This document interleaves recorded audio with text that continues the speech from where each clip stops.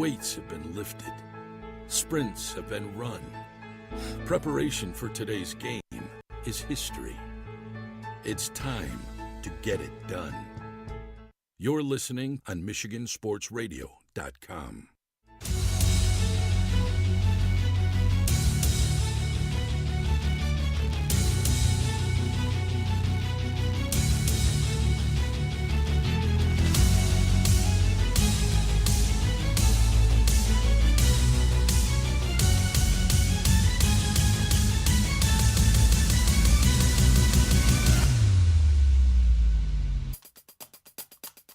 A volleyball performance that ranks among the state's best ever, and 20 MHSAA championship trophies are earned.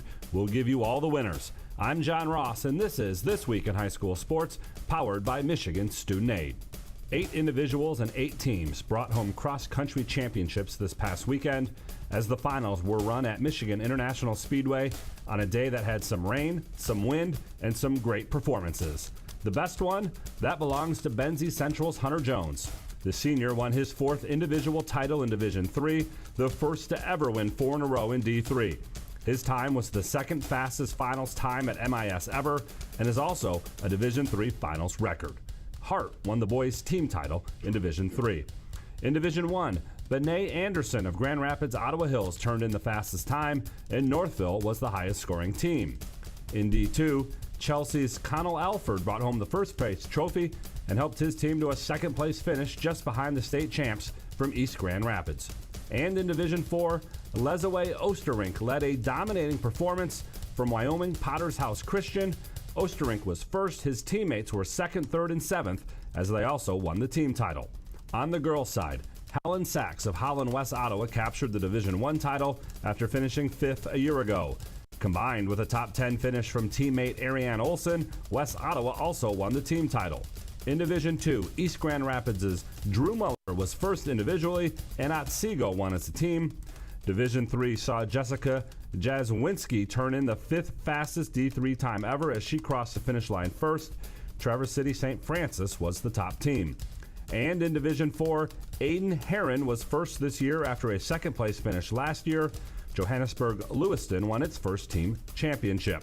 For more on all of the cross-country finals, be sure to check out MHSAA.com. Game balls this week go to Boyne City volleyball star Morgan Deming. She had 52 kills in a match in a win over Kingsley and Districts, the 3rd most in a single match in MHSAA history. That performance also puts her over 1,000 career kills. Romeo freshman swimmer Alyssa Chambers, she won twice and was swimmer of the meet at the Macomb Area Conference White Division meet. And a Clarkston running back Ethan Clark. He scored 6 touchdowns in a 49-40 district title win over Davison. The senior ran for 338 yards on the night. Need money for college? You need My Student Aid. My Student Aid is the go-to resource that helps Michigan families find money to pay for college. Plus, they'll guide you through the financial aid process and answer any questions you have. For grants, scholarships, and more, connect with My Student Aid, helping make college affordable for everyone. Learn more at michigan.gov/MIStudentAid.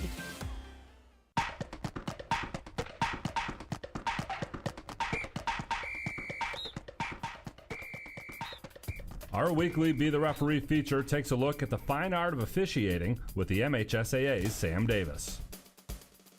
Did you know? The officials in swimming do more than make sure everyone dives in at the same time. Each race has a turn judge, who is positioned in line with the end wall. Their job is to make sure that each swimmer is executing the proper stroke during his or her turn. For example, if you're swimming the individual medley and you're in the backstroke lap, you must turn while using the backstroke. You can't go into the breaststroke while turning. If you do, the turn judge will signal to the referee by placing one hand overhead with an open palm, and then reporting it to the referee after the conclusion of the race. The referee will then decide if the turn was legal or if the swimmer should be disqualified.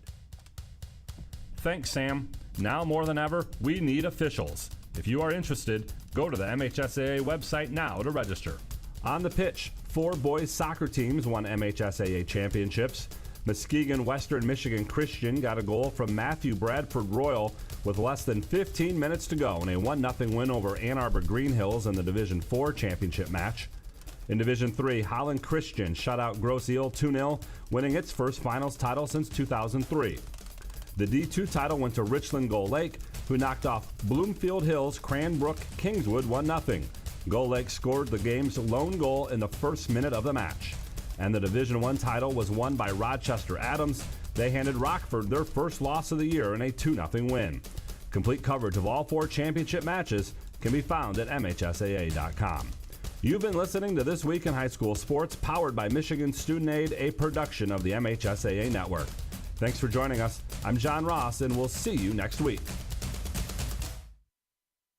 Away, a short kick that is taken at the 14-yard line with a being offset by Tyson Mann. Shimmies over the 30, burst of speed at the 40, right sideline 50, will get away from a tackle, walking the tightrope at the 30, 25-20, all alone, 10-5, touchdown Granville! End around give Destin Piggy. Left side has a whole bunch of space at the 30. Outside the numbers 25-20. He's got a block at the 5. Diving down towards the end zone. Touchdown, Destin Piggy. He has 6 total touchdowns. Fake handoff. Keeper left side over the 45-yard line. Upside the numbers of the 40. 35-30. Left sideline 20. 15. 10. 5. Touchdown. 7 touchdowns for Mason McKenzie. And Caledonia has just about served this one up on ice. They pitch it right side, Cam Chandler, whole bunch of space, cuts it up, he's in! Unity Christian is the highest scoring team in the history of MHSAA football!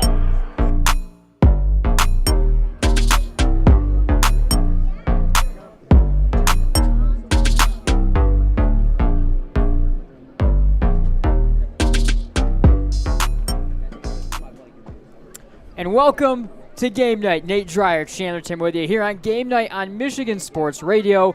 We're in the middle of the MGN Road to Ford Field here this afternoon at East Kentwood High School for a great one, a Division I regional clash in this one, CT. Grand Ledge, Caledonia. They both survived by 1 point last round and pick up big wins, big rivalry upset wins for both in cases as well.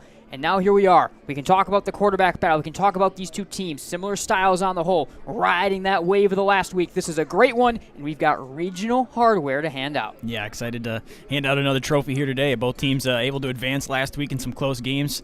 For Grand Ledge, it was holding on, making a late defensive stop to come away with a 1-point victory there. Caledonia in overtime, a touchdown and 2-point conversion to pull the upset against Rockford. So both teams feeling pretty good coming off their district title last week and hoping to carry that momentum and advance even further now. At the core of this game, Mason McKenzie, the senior quarterback for Caledonia. Shawn Foster, the senior quarterback. He's going to be a slot receiver at the next level for Grand Ledge. They run these offenses, both power spread type systems. We'll get much more into this in our Scott Bates Farmers Insurance Agency pregame show a little bit later on, CT, but tell us about this battle. They both have Mr. Football type aspirations. They both have next level, either already signed or aspirations. And even in Foster's case, he's a Grand Valley signee, but Central Michigan within the last week or so have now offered him. So I think he has a lot more to think about as well in that regard. But great talent, great runners of the football. They both can throw it pretty darn well as well. That battle, these teams so similar with these quarterbacks, man, just adds to this matchup. It does. Looking forward to seeing these two guys both competing on the same field here.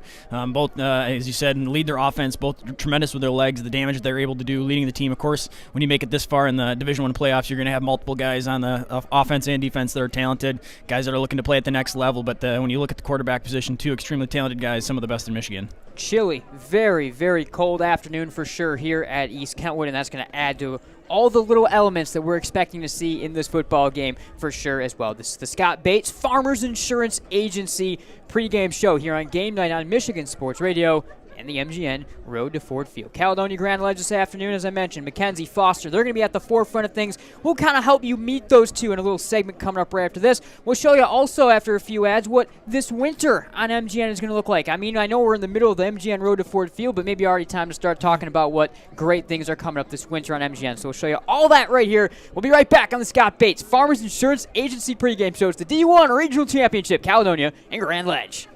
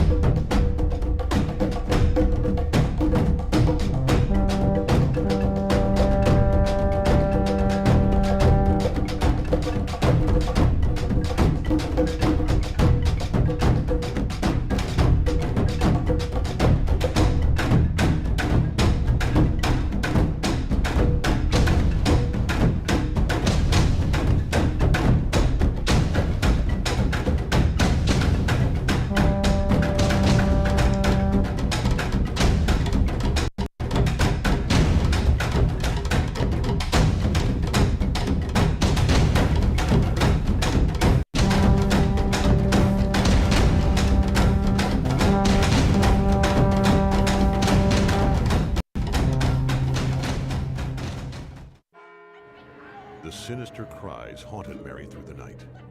Dawn neared, and still the voice tormented her. She ran towards the safety of her car, flung open the door, and a coyote had somehow gotten locked inside. But the damaged interior was covered, thanks to Farmers Insurance. Coyote Carpool, August 1st, 2015. Talk to a farmer's agent. We know a thing or two because we've seen a thing or two. We are farmers. Bum, bum, bum, bum, bum, bum. Contact the Scott Bates Agency today, 616-531-3441. A proud supporter of MichiganGameNight.com.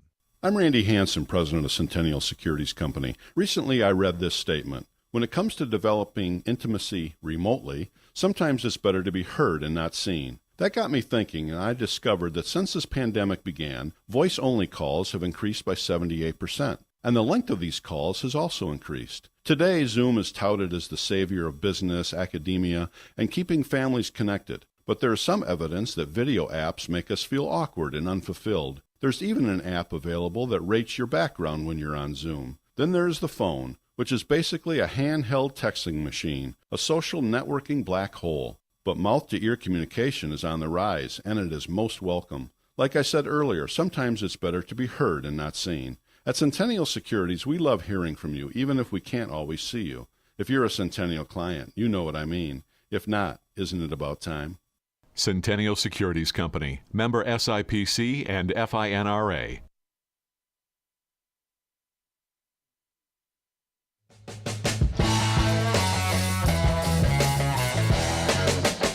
Lobs ahead over the timeline to Gable. Gable straight to the basket, elevates, slams it down over top of Orbaugh. Oh my goodness, the tomahawk jam over top of the defender. Don't get it, Ryan dribbles to the corner, 15 seconds to go. Ryan, Vanderjack, up fake, launches a three. Good! Oh my goodness! He was sent down to the floor, no foul call, but he hit it! 57-all, Kyler Vanderjack with 22 points. And the play of the day, the play of the year.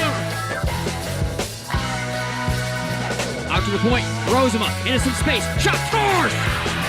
2-goal lead for the Bulldogs, 4 unanswered. Line, giving on to Titus. Titus angles, pull-up shot for the lead. Good! Brady Titus, a scream to the heavens after he knocks it down. What a year. Thanks to everyone that tuned in all year long here on Game Night on Michigan Sports Radio. Thanks, CT, for all your work. Thanks to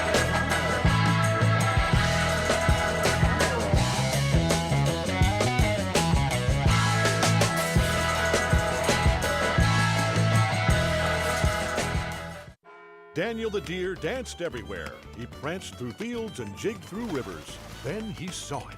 What a stage! A place no deer had dared dance before. The hood of a brand new car. And the car was covered, thanks to Farmers Insurance. Deer Dance Floor, December 1st, 2014. Talk to a farmer's agent. We know a thing or two because we've seen a thing or two. We are farmers. Bum, bum, bum, bum, bum, bum. Contact the Scott Bates Agency today, 616-531-3441. A proud supporter of MichiganGameNight.com.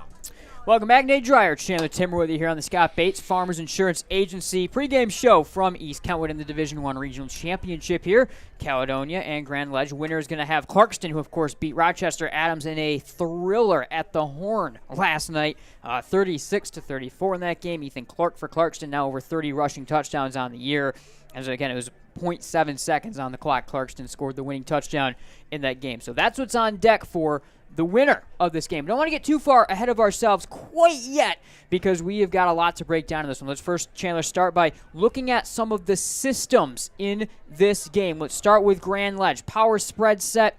They do some unique things. They'll spread you 4 wide, but also a lot of times they'll bring those two big outside receivers. We'll talk about both 6'4", 6'6", all the way on the outside, and they'll bring them in to play as slot backs or wing backs out of almost a shotgun double wing type system a lot of times as well. Really unique, some of the things that Grand Ledge is going to do on offense to help get quarterback Shawn Foster running in space. Yeah, they get creative in the way that they're going to try to create some space for both the quarterback and the running back in the run game. When you've got big-bodied receivers like that who are flexible in terms of where they can play on the field, you can line them up outside, try to use some of their size advantage out on the outside and get the ball up to them, or you can bring them inside, line them up at the tight end position or right behind the tight end there and use them as some lead blocks to create some space for your running runners. Yeah, absolutely. For Caledonia, we know the system. If you've tuned into game night, very, very well. 3 wide receiver power option spread, you can call it. Of course, you call it an option, but it isn't really much triple option. It's mostly zone read stuff. Mason McKenzie, Brock Townsend at the core of that. They'll throw it downfield, but again, Coach Pennington doesn't change it very much. You're talking 3 receivers, you're talking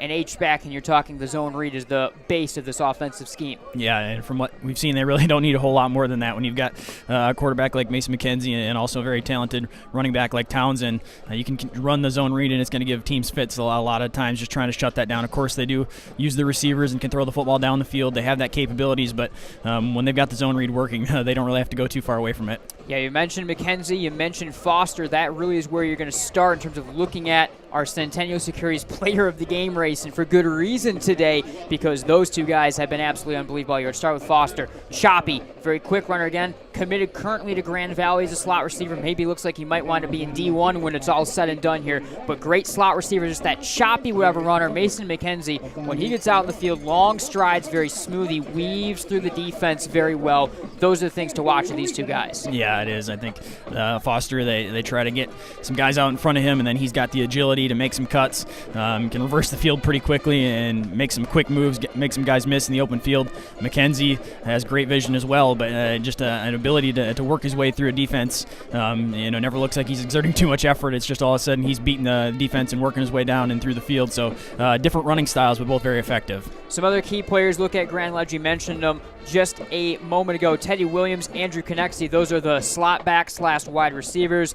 Williams, 6'6", Connexie, 6'4". They're very big. They block well. They're also great downfield threats. Just really unique to have 2 6'4", 6'5", 6'6" type guys you can put out wide, you can put inside. You can do a lot of different things if you're head coach Joe Brya. Yeah, it allows them to do the formations that we talked about earlier. When you've got not only guys that have talent like that, but you can have some versatility with them. It allows your offense to really open up.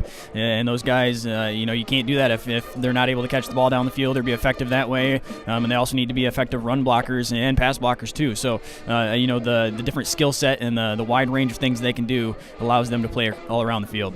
Caledonia, of course, you can look outside of McKenzie to Brock Townsend and to Derek Pennington Jr. Both are MAC D1 type recruits. Townsend a running back and a slot receiver. Pennington comes off the edge on defense and also is a big H-back in terms of how this team's offense likes to operate. They're going to have to play a big role. Of course, Townsend in the run game, and Pennington, too, blocking the run game, but also they're very big on the defensive side of the ball. 2-way guys that have that next level sort of talent that are kind of that next piece alongside Mason McKenzie that makes such a big difference. Yeah, they really are crucial parts in making the whole team go. Of course, the opposing team going to try to stop McKenzie if at all possible. Those are going to be the guys that have to step up. Townsend has tremendous ability as well, very quick out of the backfield. In that zone read, if they're making an effort to shut down McKenzie, he's going to be capable of taking the ball and also doing some damage. And Pennington, they do give him some touches running the football as well, but he is a tremendous blocker. They'll motion him back and forth across the field and get him out in front of the play as well. Cold, windy, it was a little rainy, a little even snowy on our drive-in this morning here on a really tough day. Certainly shaping up for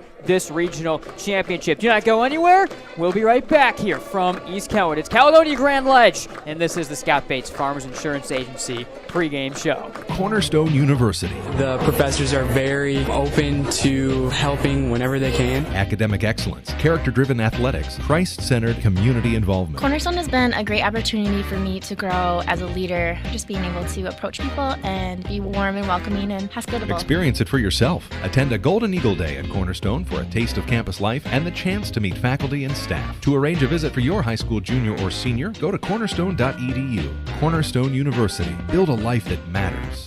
Need to replace that worn-out carpet or floor? Floor Coverings International makes it easy. They bring their mobile showroom to you. Save yourself the trip and gas shopping around. See a wide selection of carpet, hardwood, laminate, and vinyl in the lighting of your own home. Go to floorcoveringsinternational.com today for your free consultation. Work with one team for a hassle-free experience from the quote to installation. And each Floor Coverings International business is independently owned and operated, so they are local business owners in our community. Floor Coverings International, the flooring store at your door. Hello, West Michigan sports fans. I am Mark Kimball. I'm president of the Grand Rapids Sports Hall of Fame. This is our 50th year, and in our 50th year, we like to sit around and chat about all the great things that have happened in the world of sports in our community. I need your help in helping me remember which of those athletes, teams, and events were the most important or the most fun for you to participate in. We're running a series of surveys that are asking for your input in identifying your favorite sporting event over the last 50 years. Some of my favorite events were the very first Whitecaps game or the very first Hoops game. What were your favorite events? And then I like to think about who are the best athletes that we've seen in the last 50 years, both from a female and a male perspective. And finally, tell me who your favorite team is and what they accomplished over the last 50 years. I look forward to hearing from you on your favorite sports memories.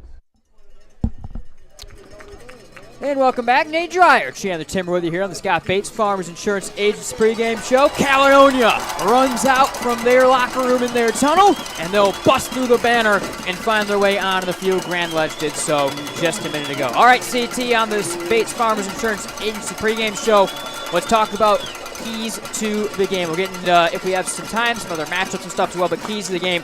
I think for Caledonia, it's really one of those days where you're looking to limit mistakes, establish the run.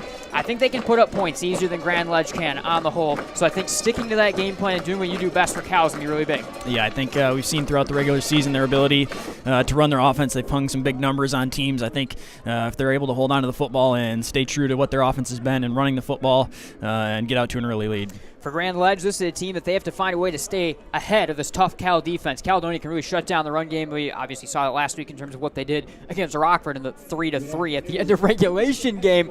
But, you know, this is a team, if Grand Ledge on offense can find a way to shut down the Caledonia zone read, you know, and they have to try to keep the game slower. They have to stay ahead of it because I think Grand Ledge on the whole has more guys that are going to be playing two ways. That's going to be a key for them. Yeah, I think Grand Ledge, for the most part, going to do everything they can to possess the football. Of course, both teams have very talented defenses and capable of playing in a low-scoring game. But I think Grand Ledge definitely trying to keep this one as low-scoring as possible. All right, again, 1 point for both these teams. That was the only difference. That's how they survived over Holt and Rockford, respectively, last round. Someone is winning a regional championship and staying alive to see Clarkston in the state semifinal next week. We'll find out who that is in just a minute. Thanks for tuning into the Scott Bates Farmers Insurance Agency pregame show. Time to rock and roll. National anthem on deck, and right after that, we'll get to football. A sense of purpose, a higher calling. At Dean Transportation, we call it our passion. It's simply who we are. 60 years of pioneering the best health and safety standards because safe student transportation is essential. We are hard-working folks, connecting children to learning, schools to our communities, and you to a better career. Want to make your community a better place? We'll put you in the driver's seat. Join the Dean family today and help to connect our kids to brighter futures. Bowling is a great time that combines great friends, football, and bowling. Compete against your friends or family, throwing a football at 10 real bowling pins. You can bring in your own food, or they have a pair of 45-foot bars featuring soft drinks and adult beverages. Visit bowlingwarehouse.com, Grand Rapids, to reserve your lanes.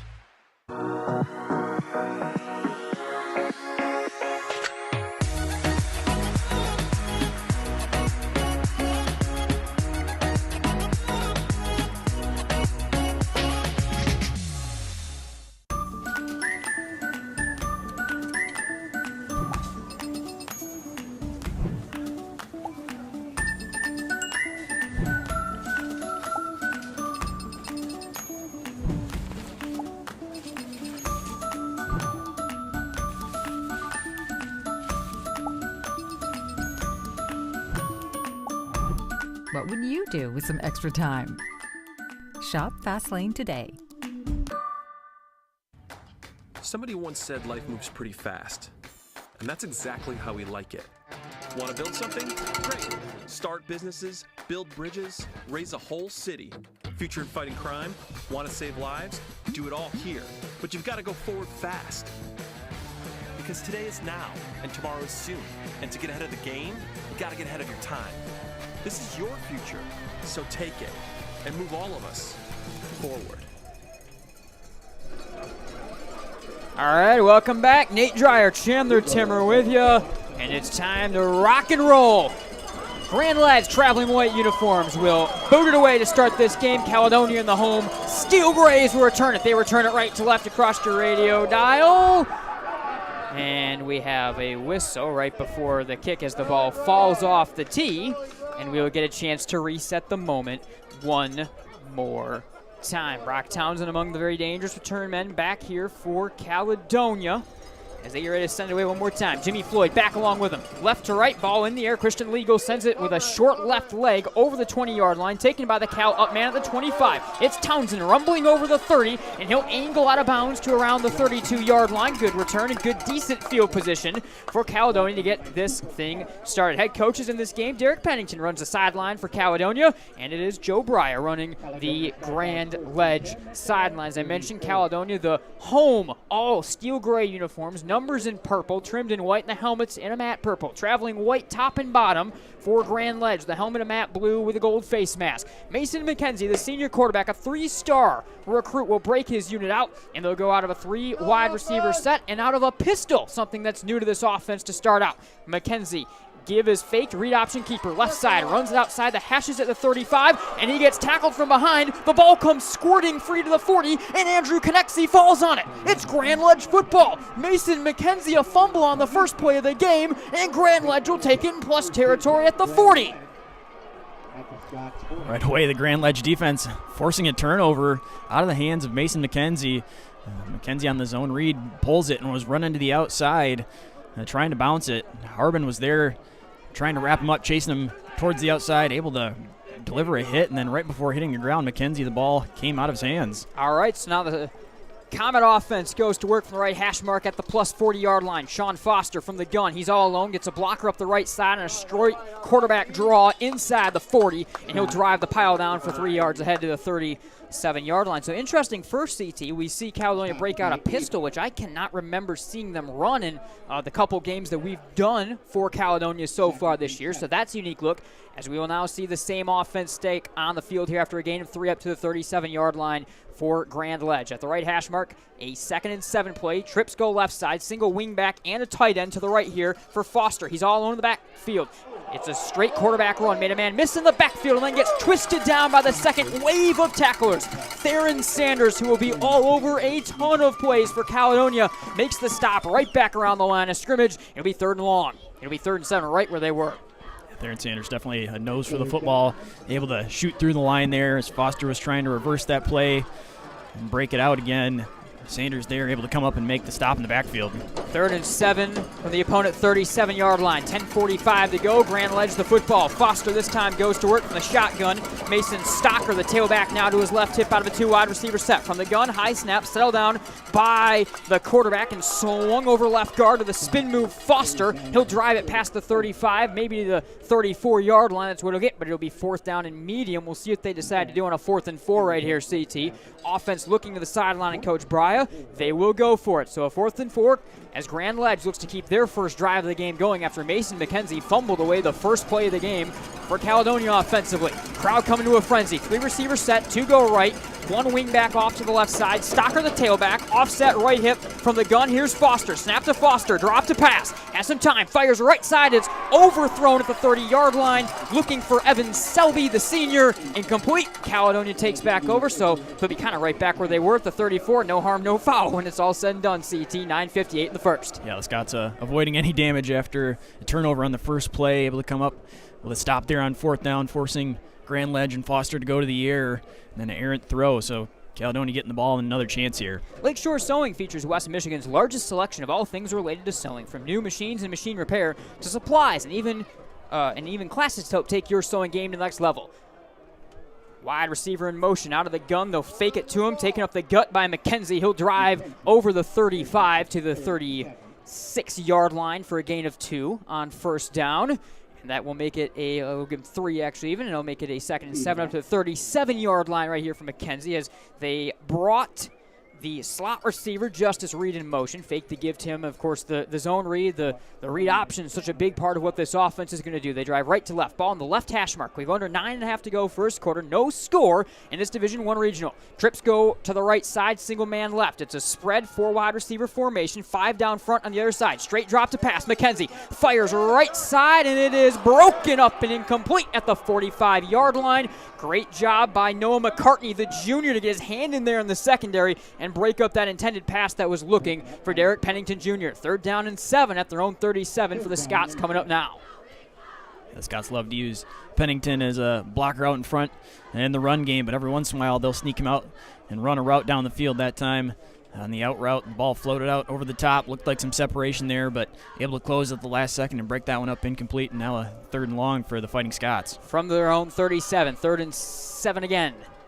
4 wide receiver set with trips right, ball on the left hash. Here's McKenzie, drop to pass, thrown right side, and a little screen at the 35-yard line. Justice Reed races in the open field over the 50. He's got the 40-yard line right up the middle of the field and tackled from behind at the 35. A big gainer on a little screen. I think the pass maybe even was tipped on its way to Reed. He's able to pick it up and use big speed up the gut to move the ball into plus territory for the first time and also get Caledonia's first down of the game to the Grand Ledge 35-yard line. 9 and less to go in the first.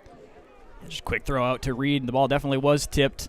Reed had to hesitate a little bit, waiting for that throw to come. He was right in the middle of the field, then able to turn it up. The defense unable to close the distance there, and a big gain flipping the field now for Caledonia. McKenzie in from Coach Pennington with the call from the sideline. They'll break it out, ball in between the hashes, just slightly shaded to the left side.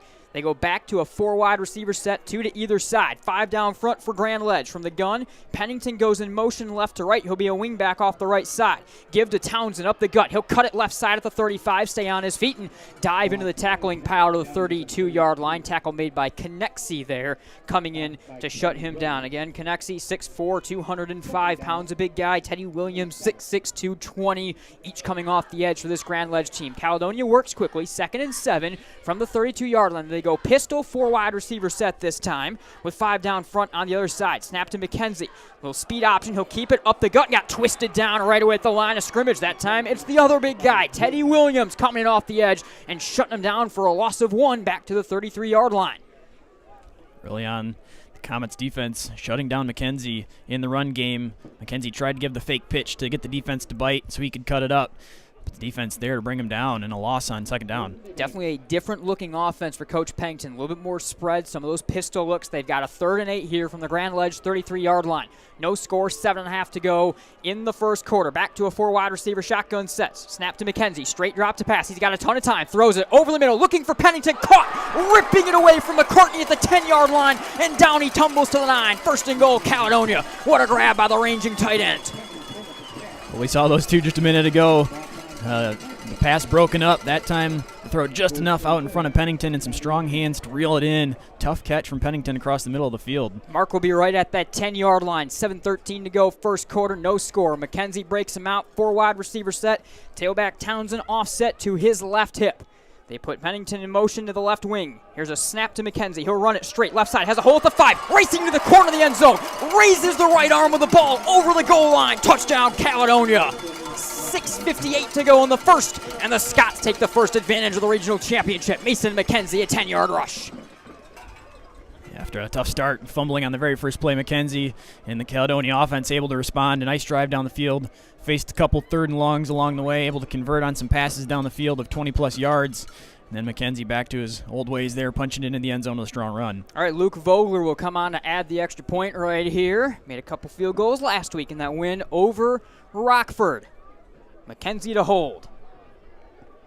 Snap to the senior. Put down. Vogler, right leg through the ball, and he's able to angle that one through the uprights. Good. 7-0. Cal over Grand Ledge with just under 7 minutes to go in the first from East Kenwood. Michigan Sports Academies has a ton of winter programming for your athlete. Whether you're looking for a weekly winter clinic or to get active over the winter break, they have it. Programming available in Grand Rapids, Norton Shores, and Holland. Come experience their quality training and top-notch facilities. Their sports include volleyball, basketball, soccer, and lacrosse. Check out MichiganSportsAcademies.com for more information. The Grand Rapids Turkey Trot is coming up on Thanksgiving Day. Click on the banner on the Michigan Sports Radio homepage to register and save $5 on registration. make sure that you can remember to move your feet before you eat. All right, home steel gray uniforms for Caledonia. We'll get ready to boot it away right to left across your radio dial. Vogler added the extra point. He will be doing the kicking right here. Vogler, ball on the tee. And Cal with the early lead in this one. Jones and McCartney back to receive. Right to left, through the ball. Here's the kick. It angles up the middle of the field, kind of catches the wind, and there's a short kick that's taken at the 15-yard line, fumbled away. They pile, bounces on at the 25-yard line, fighting in either direction. Caledonia says they have it. Grand Ledge is saying the same. I think it's going to be Comet football, CT. And it is going to be Comet football, but that was a dangerous play. It was off the foot of McCartney as he tried to return that football, and it bounced back and forth around the 30-yard line. Yeah, you called it. You could just see the ball get hung up in the air. McCartney expecting it to come further down the field to him, and it just got stuck and started actually blowing further back towards the Caledonia return team. Just barely able to corral it, ended up flipping it forward and piled down on the ground, but the Comets survive and able to jump back on it. The American flag here to the right side of the football stadium been whipping pretty good. Foster goes to work out of a 3-wide receiver set, 3 down linemen for this base 3-4 defense for Caledonia. Give to the tailback over the 30-yard line. Mason Stocker, the senior on his first run, takes it outside the right numbers at the 32 and gets knocked out of bounds by a couple of tacklers, including Jimmy Floyd, the cornerback, and Theron Sanders, the inside linebacker, whose name we'll be calling a lot to stop the run game. I've been calling this Caledonia team against Grandville a couple times this year. How many times was he a part of stopping the run game? So Foster, McKenzie, that battle we talked about. McKenzie drew first blood with 6:23 to go and less here in the first quarter. It's 7-0 Scots, and it's 2nd and 6 from the 33-yard line for Grand Ledge. High snap to Foster. He'll run it left side with some blockers in front. Takes it outside the left hash at the 40. Cut move. First down 45. Over the 50. Stopping by a man. Put a little stutter step move on at the 45 and gets twisted down right there. And that's a big first down and big movement for Grand Ledge. What a run. And a late penalty marker comes out as well. I don't know if that's maybe on the tackle itself because it came out very late. It looked like the flag thrown right where Foster was brought to the ground. He was along the sideline and made a cut back towards the middle of the field.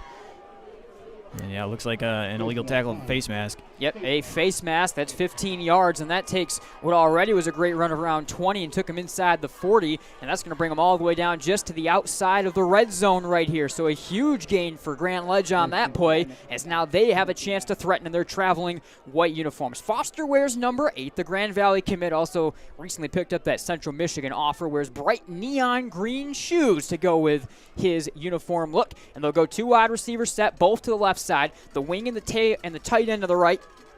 Tailback goes right side. From the gun, left to right receiver in motion, that's Selby. They fake it to him. Foster back to pass, pressure coming. He's forced to tuck it down. He'll run left over the 30. Got the 25-yard line, angles out of bounds to the 19, to the 18-yard line. That's a first down and moves the chains. The speed for Shawn Foster. The second he makes that decision to tuck it and run, he's gone.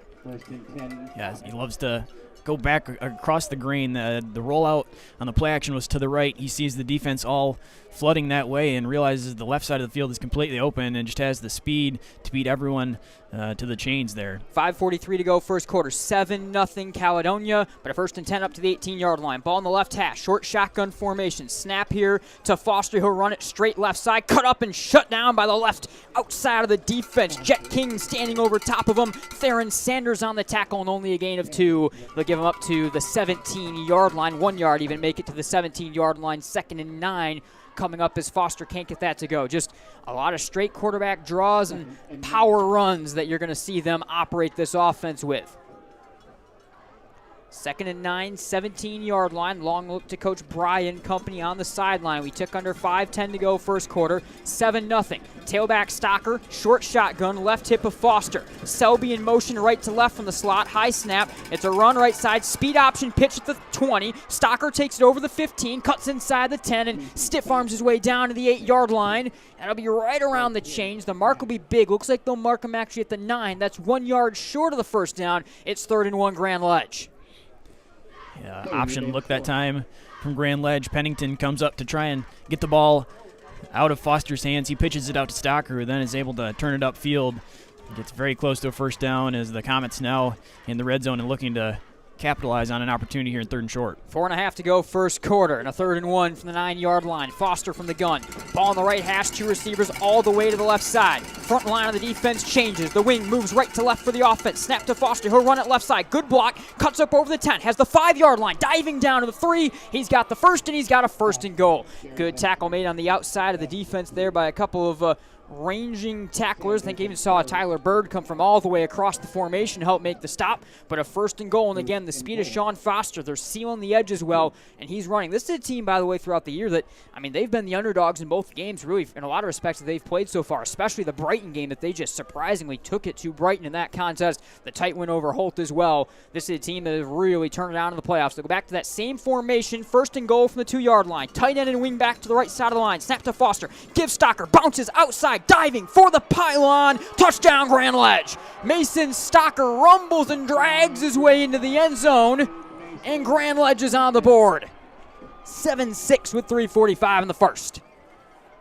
Powerful drive from Grand Ledge to answer the score from Caledonia early on. Stocker to the front corner of the end zone, very close. He was reaching out for the pylon, and the ball actually got knocked free, but the official there ruling the ball across the plane before it came out. Caledonia thought they might have had a fumble right at the goal line there, but an impressive drive from Grand Ledge to get on the board. Christian Legal, the senior left-footed kicker, looking to tie the game at 7 right here.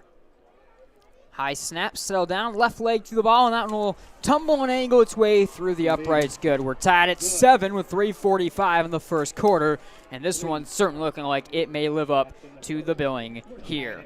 This is your last week to vote, by the way, for the Grand Rapids Sports Hall of Fame. What was the most memorable, your best, favorite sporting event that you've witnessed in West Michigan or involving West Michigan teams and athletes in the last 50 years? Make sure you go to GRSHOF.com and let them know. The Family Fair Tailgate Special Week, the best price in town on turkeys, is at Family Fair at only 53 cents per pound. So check out all the specials at shopfamilyfair.com. All right, Grand Ledge now left to right, gets ready to send it away. Of course, thanks to the Scott Bates Farmers Insurance Agency, Centennial Securities, our 2 presenting sponsors here at game night. The Bates Agency, our title sponsor as well, and part of our new graphics package that we're breaking out for this game and that we'll have all winter long as well here on game night. Nate Dreyer, Chandler Timmer with you. All tied at 7, left to right, after he just knocked home the extra point. Legal has the ball on the tee, and the left-footed kicker will get ready to send this one on down to Townsend and Floyd in just a moment. Striding on through, and the orange left shoe of Legal will short leg this one away, and it's taken by the up man at the 21-yard line. That's actually Townsend that was acting as an up man. Cuts by a couple defenders. Broke a tackle, the strafe move over the 35. He's got the 37-yard line, and Mason McKenzie and company find their way back onto the field. Interesting little adjustment right there by Coach Pennington. They have Townsend right now as one of the up men, knowing that we see the little short pooch kicks coming from Grand Ledge.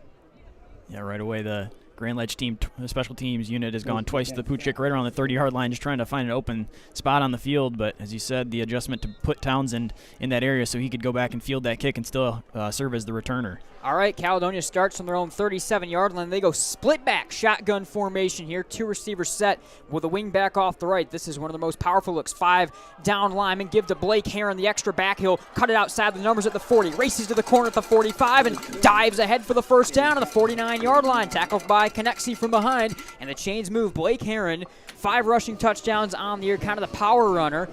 When Townsend missed a game early in the year, he came in and I think had 4 touchdowns in that game, so he's a very capable runner, and an interesting split-back shotgun look that they went to, and they'll go do it again. Quarterback McKenzie in the middle of both Townsend and Heron. Pennington, the wingback off the left side, 2 receivers set.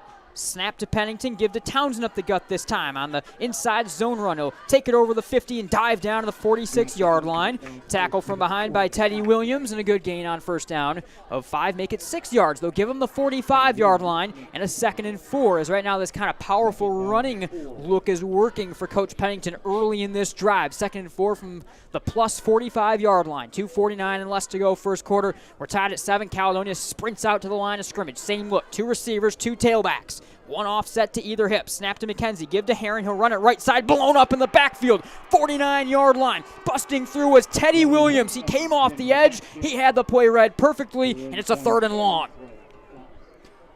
Exact same play call that they ran with Heron just a couple snaps ago, where he picked up 12. Grand Ledge defense had seen enough from that. Williams able to shoot through there, bring down Heron in the backfield. Williams, like his quarterback and safety teammate Foster, currently a Grand Valley State commit. Heron returns to the sideline. They'll go back to a 4 wide receiver set with a wingback off the left side. Empty backfield, shotgun, snap to McKenzie, roll left to pass. Has some time, now the pressure coming. He's backpedaling at the 40, and he'll throw it on away at the 30-yard line. That'll be 4th and 7 from the 48. Decision time here for Caledonia. Plenty of time for McKenzie, but great coverage downfield from Grand Ledge, and it looks like the punt unit is coming on. Vogler does lead on the field, so it's going to be a stop here for Grand Ledge as both teams are starting to play the field position game. McKenzie desperately wanted to get out of the pocket and roll to his left. He was looking downfield, but I think was just going to try to pick up any sort of yardage he could there and give the Scots a chance to go for it on 4th down. He clutched it about 3 different times, looked like he was going to tuck it and run, but just couldn't. The defense and the pursuit from Grand Ledge was there, and now Scott's forced to punt it away. Big guy connects. He backs to the 15-yard line to receive this one. Vogler to punt. It's a rolled snap to Vogler, able to settle it down and boot away her right foot through the ball. Bounces at the 21-yard line, goes the wrong way for Caledonia, and bounces ahead to the 25-yard line, or the Scots will touch it down. So Grand Ledge finds their offense back on the field. They're able to tie it up. Now they get the stop, but a chance for Shawn Foster and company to take their first lead of this game with 1:50 to go in the first quarter. I think this game has gone, kind of the plan, how I figured it would have, CT, in terms of the feeling out process, the run game both teams want to try to establish. Yeah, I think the Comets defense has to feel pretty good.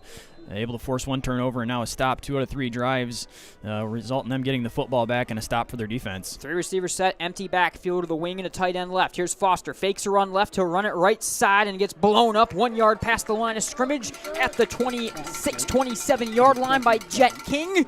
And it will be a gain of 2, and it will be a 2nd and 8. But King off the edge right there had him shut down from the minute they went. A little bit of a kind of built-in counter run right there to the quarterback. Faked a step left and drove back to the right side of the power keeper, but King had him cut down off the edge. From their own 27-yard line, ball goes in between the hashes. 2nd and 8 here for for Grand Ledge. All tied with Caledonia. Again, same look, 3 receivers left. Tight end, wing back to the right side of the line. Snap to Foster out of the gun, drop to pass. Has some time. He'll race left here with the pressure coming in. High pass, caught 29-yard line on the leap and secured by the senior Preston Bonnet. He'll drive out of bounds to that 29-yard line. He'll actually even lose a yard as he settled it down back to the 27. They're going to mark him down at, so it goes right back now to the line of scrimmage and a 3rd down. Nope, now they will give him the 29-yard, a little delayed. They'll now give him the 29-yard line. It is 3rd and 6 here for Grand Ledge, to a chance for Caledonia's defense now to get off the field, and their crowd comes into a frenzy to try to cheer that on. Ball on the left hash mark on 29-yard line for Grand Ledge. We tick inside 30 seconds to go in the first quarter. Foster operates out of a 4 receiver set with trips right from the shotgun. Stocker the tailback to his left hip, dropped a pass. Foster throws over the middle, nearly intercepted by Blake Heron. Intended target Bonnet. Harriton got the big left hand out on that ball in the coverage, and it will be 4th down, and we will see Grand Ledge punt this one away. Foster will be doing the punting, it would appear, for them. All right, that was nearly a big mistake right there from Foster, just throwing a ball to a well-covered slant receiver over the middle. Yeah, Heron read that one all the way. Saw the eyes of Foster looking right for Bonnet, able to jump the slant route. All right, so it will be Foster to punt. He'll take it at the 15-yard line, run right side, and boot it away with the right foot. Tumbling punt inside the 35-yard line, taken by Brock Townsend. He'll run it right side over the 40. Cut move outside the numbers 45, and dives with a late tackle ahead to the 49-yard line. 9 seconds on the clock, first quarter, and Caledonia takes back over after both teams now trade some stops in this one. So a game I think we probably figured would see more stops than what some of these teams are used to. I mean, I guess I say that, but Caledonia's gotten pretty darn used to it as of how their game went last week, and they'll get a chance to operate one more time. They started throwing 49-yard line, so great midfield field position here, right offset the big East Kentwood Falcon logo at center field here. McKenzie goes to work from the gun. 1st and 10 from their own 29-yard line. 2 receivers left. 1 man isolate right side. Tailback is Townsend. They'll give it to him straight up the gut over the 50. Cut move 45-yard line. Bouncing his way down to the 40. First down. Good tough run by Brock Townsend to move the chains, and that likely will end the first quarter as well. Caledonia starting to head back to their sideline. And that is exactly what the case will be. Zeros across the scoreboard for the first quarter at 7-7 after 1. We'll be right back here from East Kentwood. To everyone who loves great food, let us make you a meal the Wisconsin way. We cook each butter burger to order for you and the people you love, so it's the best part of your day. The best. The best. And every creamy scoop of fresh frozen custard, pure happiness. Pure happiness. Pure happiness. Because where Culver's comes from. And the heart of America's Dairyland. Our love. Our love for fresh food is as strong as our love for all of you. From Wisconsin with love. Welcome to Delicious. For over 60 years, Earhart Construction has successfully built some of the most well-known structures and facilities across the West Michigan landscape. Providing a distinctive construction experience for our clients has been Earhart's priority since the beginning, and it continues to be their primary focus today. We can't wait to make your next commercial or residential project a reality. Contact us today by visiting earhartcc.com. Welcome back, Nate Dreyer. Chandler Timmer with you here. Handoff right side, Brock Townsend stripes by a man over the 33-yard line and dives inside the 30 to the 29-yard line. That moves the chains once more on the give to the junior tailback as Caledonia CT working the ball down the field very well on this drive that bridges between the first and second quarter. We have just over the first 10 seconds of this second quarter gone, and Caledonia's got the plus territory 29-yard line. McKenzie works in the shotgun. Tailback Townsend to his right hip. 3 receivers set with a single man isolated right side. That's Graham. Snap to McKenzie. Fake handoff. Drop to pass. McKenzie looking deep. Right side and overthrown at the 5-yard line, and there's going to be a penalty marker thrown as well for an intentional grounding. He just stood there in the pocket and threw that one over the top. Yeah, it was either intentional grounding or there might have been a defensive pass interference down the field. Bonnet just ran into Reed, who was trying to cut across the field. Just kind of bodied him up 15 yards down and made that play not even close. I beg your pardon. That's exactly what it's going to be, and that makes sense to where that pass was thrown. So that will be free yardage to Caledonia on the other side of things right here as they now we'll get that marked out. So, yeah, 11.5 to go, second quarter, all tied at 7. So after that ball was kind of thrown away because of the penalty, Caledonia goes into the red zone up to the 19-yard line. They have a fresh set of downs to work with as well. So we're starting to see Coach Pennington a couple times take those shots down the field. It's where this offense can get really, really dangerous. You think of the first game against Granville.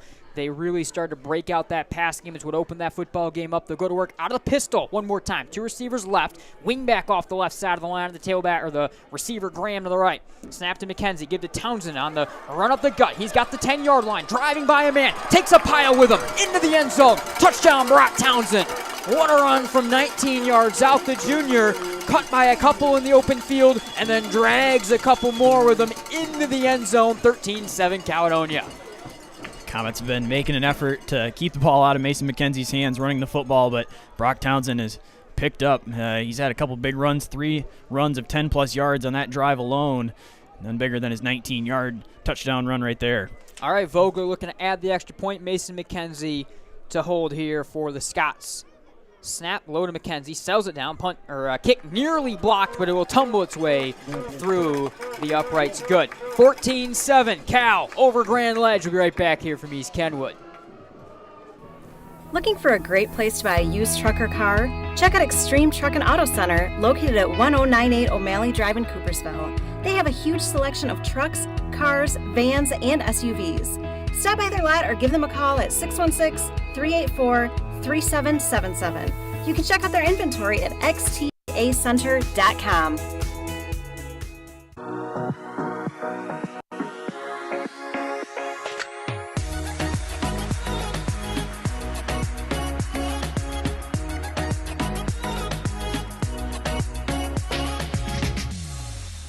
Are you looking for a new career? Aetna Supply is hiring. Aetna Supply is Michigan's #1 plumber wholesaler, servicing local customers for over 50 years. They offer great benefits, a 401k with company match, quarterly bonuses, and no Sundays. Once again, check them out at aetnasupply.com/careers or click on their logo on the Michigan Sports Radio homepage.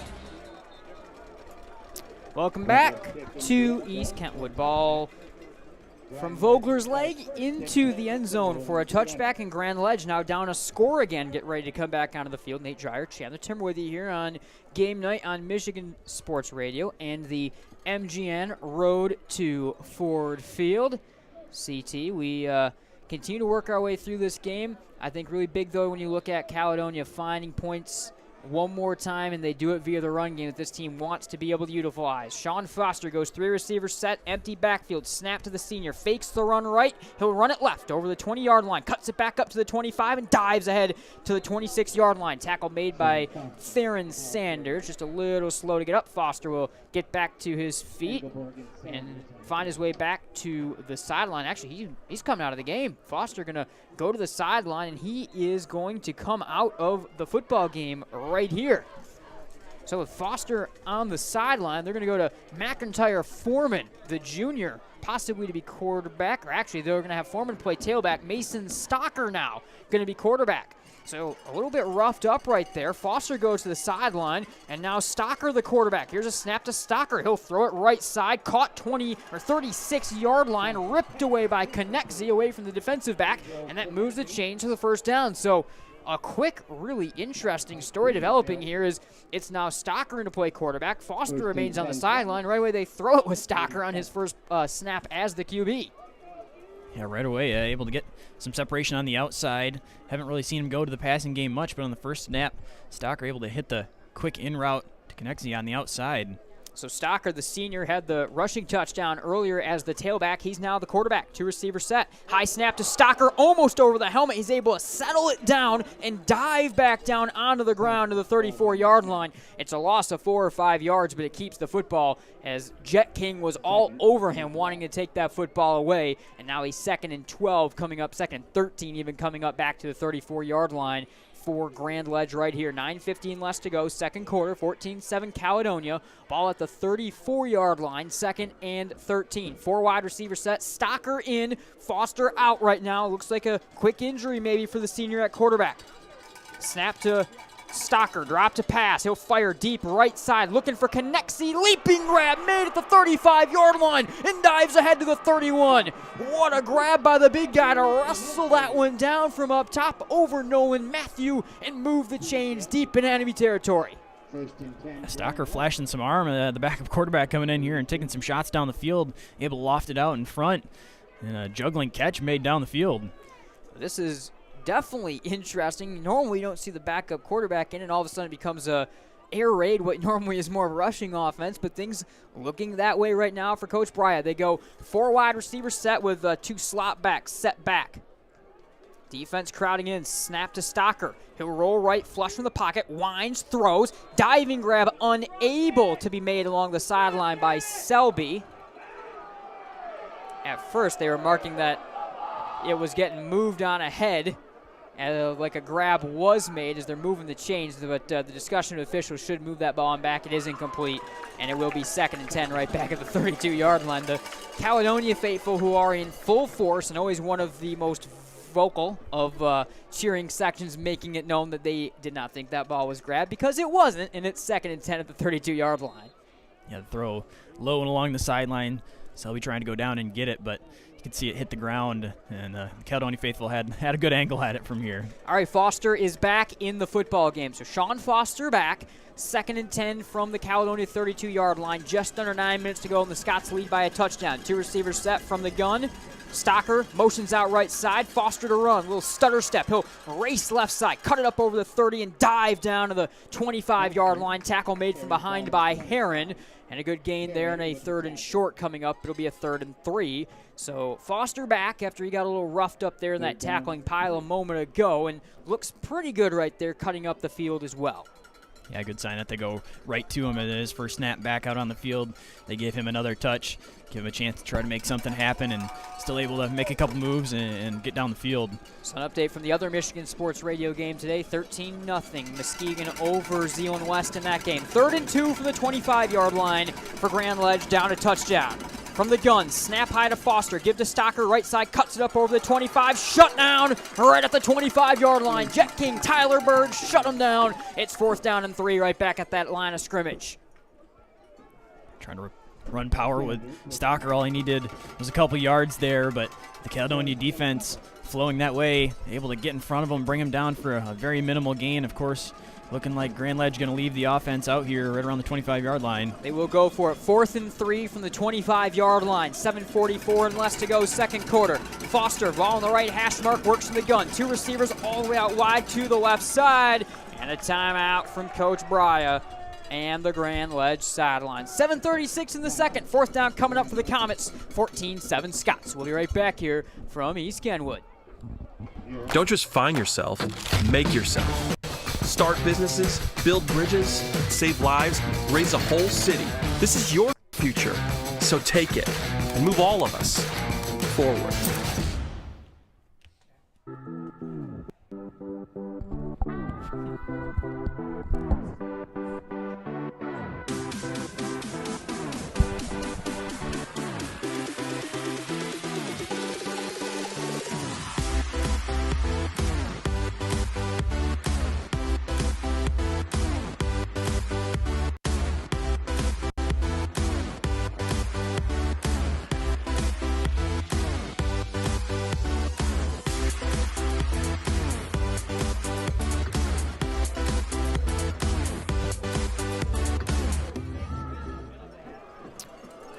All right, welcome back. Nate Dryer, Chandler Tim with you here on the MGN Road to Ford Field on game night on Michigan Sports Radio. Grand Ledge, 4th and 2 from the Caledonia 25-yard line. Foster from the gun. Power set right, fake handoff.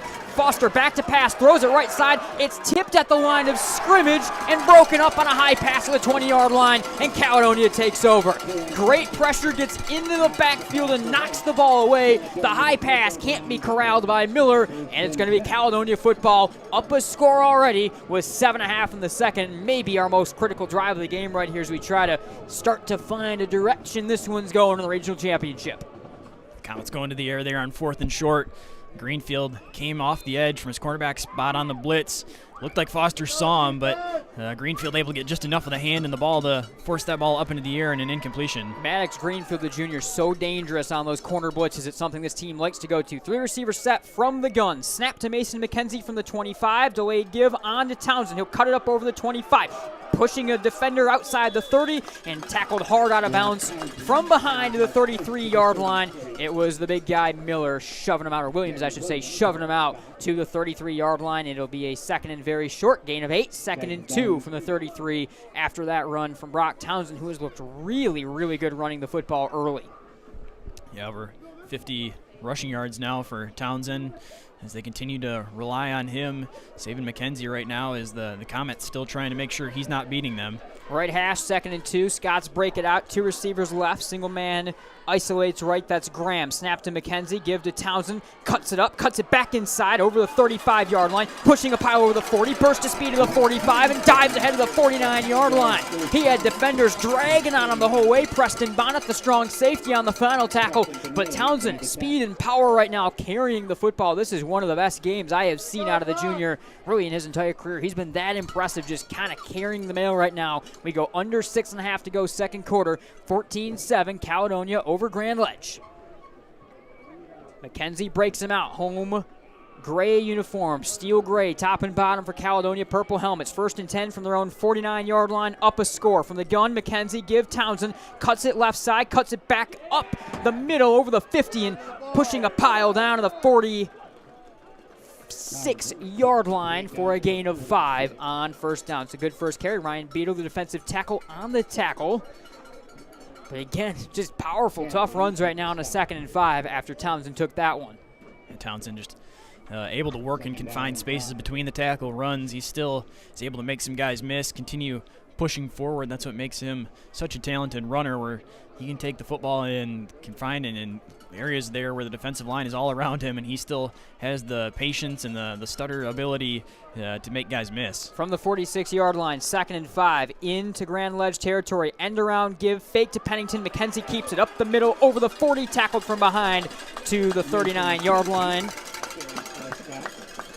Again, Beto on the tackle from behind, but that will move the chains. 1st down, Caledonia. They'll get him the 38-yard line, even on a good carry there from McKenzie. First time we've seen the end around give brought into the offensive set here. This has looked more like a traditional Caledonia drive. Coach Pennington was showing some different looks on the first couple drives. This is their more traditional 3-wide receiver, wing back off the side. They'll go this time back to the pistol, but the same look here with 3 wide receivers. Snap to McKenzie, give to Townsend, faked, read option keeper, made a man miss, breaking ankles. McKenzie spinning over the 35 and twisted down to the 33-yard line. Tackle again made by McCartney right there, the outside junior linebacker, but man, McKenzie turning nothing into something right there. It looked like he was going to lose yards. Instead, he gets 5 yards and a 2nd and 5 coming up to the 33. As soon as he decided to keep it, he was met in the backfield, but quickly jabbing back up through the middle of the field. The vision to see the opening along the line, to know where he had to get back to fight towards the middle of the field and make that a productive first down run. Mason McKenzie, 18 pass, 16 rush touchdowns on the regular season. He had 141 yards rushing, and of course, that 2-point conversion last week. They spread the field, 4 wide receivers, empty backfield. 4 down front for Grand Ledge. Snap to McKenzie. Throws it deep. Right side looking for Graham. All alone. Diving grab. Unable to be made in the end zone. Just a little off target. He had Graham alone, but he just can't haul that one in. Drew Gonzalez on the coverage, and it'll be 3rd down and 5 as they take a shot. They just haven't connected, but they've had the looks on the shots down the field. Yeah, they spread him out and had one-on-one coverage on the outside. Graham had his man beating the throw there just a little bit to the inside of the field where Graham had to try to run underneath it and made a diving attempt in the end zone, but couldn't get underneath it. Graham, the isolated split end of the right side, was the one rumbling down the field there, and on a couple looks, it's 4:11 to go, 2nd quarter, and a 3rd and 5 for Caledonia. McKenzie breaks him out from the Grand Ledge 33-yard line. Again, back to a 3-wide receiver set. Again, it's Graham all alone to the right side. Snap to McKenzie, give to Townsend, up the gut, got the 30, got the 1st down, and drives his way down to the 25-yard line. 1st down and a good.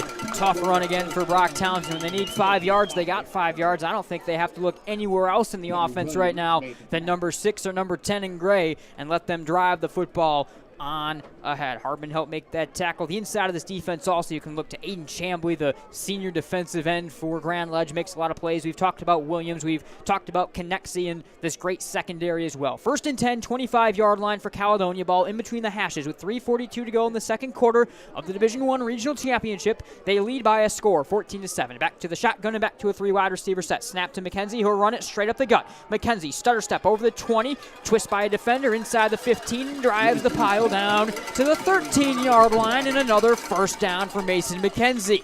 Just unstoppable, this run game right now for Caledonia. I mean, there are no answers and really no reason for Coach Pennington to even think to the air right now the way that this has been operating.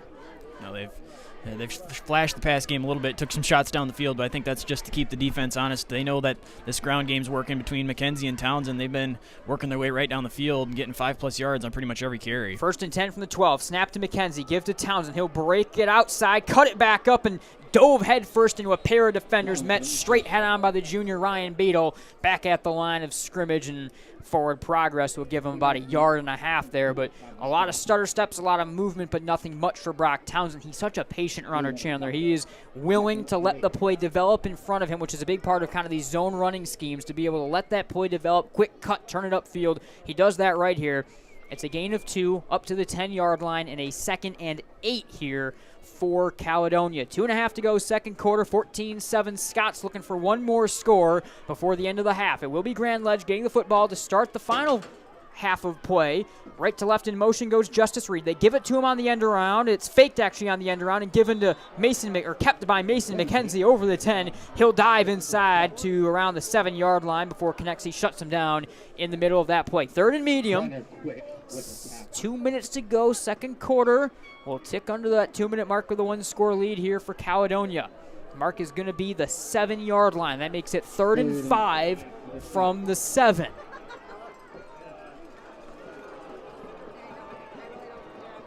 Break it out in between the hashes, 7-yard line, 3rd and 5, 1:45 and less to go. 14-7 Caledonia with the lead and the football. 3 receivers set, 2 right, 1 man left. From the gun, snap to McKenzie, drop to pass, fires back across the body on the screen, caught all alone, Pennington, and he'll walk into the end zone for the touchdown. Well drawn up play, Derek Pennington Jr. schemed wide open by his father, and it's a touchdown Caledonia, and a 2-score Scott lead with 1.5 minutes to go in the first half. A little throwback screen there from the 7-yard line. McKenzie rolls out to the right, gets the defense looking that way. Pennington on the left side kind of just slips, fakes a block there, and then slips into the flat wide open. and finds an easy touchdown. All right, Vogler will look to add the extra point and make it a 14-point lead with 1:33 to go in the second quarter. We'll see what he can do. Low snap, rolled to McKenzie again. Kick is away, nearly blocked again, but easily tumbles through the uprights. They've had some issues on those snaps on the extra point attempts, but able to put it through the uprights in both occasions. 21-7 Caledonia over Grand Ledge. It's that time of year when you might want to get your furnace tuned up for winter. Orchard Hill Mechanical takes pride in being one of West Michigan's most professional and comprehensive heating, air conditioning, and plumbing companies. With over 50 years of experience, check them out online at orchardhillmechanical.com. So thanks to Orchard Hill Mechanical, one of our new sponsors starting this week here at Michigan Sports Radio. And also, by the way, speaking of Michigan Sports Radio, with basketball season around the corner, make sure you check out all the boys and girls schedules at michigansportsradio.com. Also, make sure you check out the all-conference selections that were put out this past week. Nick Tour did a great job. We were voters in that panel here on Game Night on Michigan Sports Radio.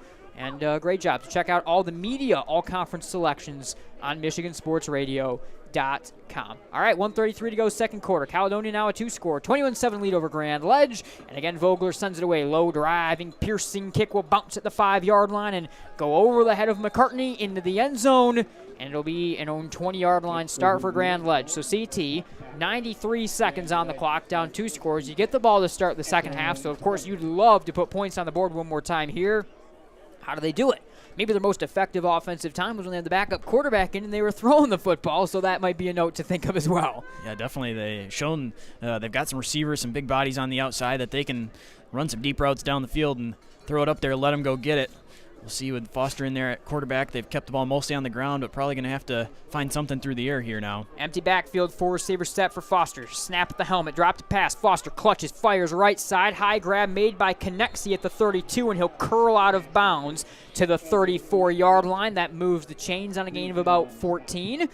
As they'll move it quickly right here and go to work on 34-yard line now. So they quickly threw that one to the big guy, Connexie. Again, Connexie 6'4", Williams 6'6". The speed guys all to the left side right here, this formation. They go to the same look. Right hash mark on 34, 127 to go. The clock stopped. Williams moves from the right to the left side of the line. 4 wide receiver unit, empty backfield. Snap to Foster, drop to pass. Has some time, fires deep, right side 45-yard line. Leaping grab made by Connexie, and he'll drive out of bounds to the 40. This guy makes just unbelievable contested grabs all the time. Yeah, really don't have to get too fancy with it. I mean, the Caledonia coverage was there. 2 men for the Scots defense, both in the area, and Connexie just so big and so strong that if Foster gets the ball close, he's going to go get it. That's a note. This is a small Caledonia secondary. Much more speedy guys out there. Again, empty backfield, high snap to Foster. He'll run it right side this time, over the 35-yard line and angles out of bounds to the 32. Good gain on first down and stops the clock with 1:15 in the second, 21-7.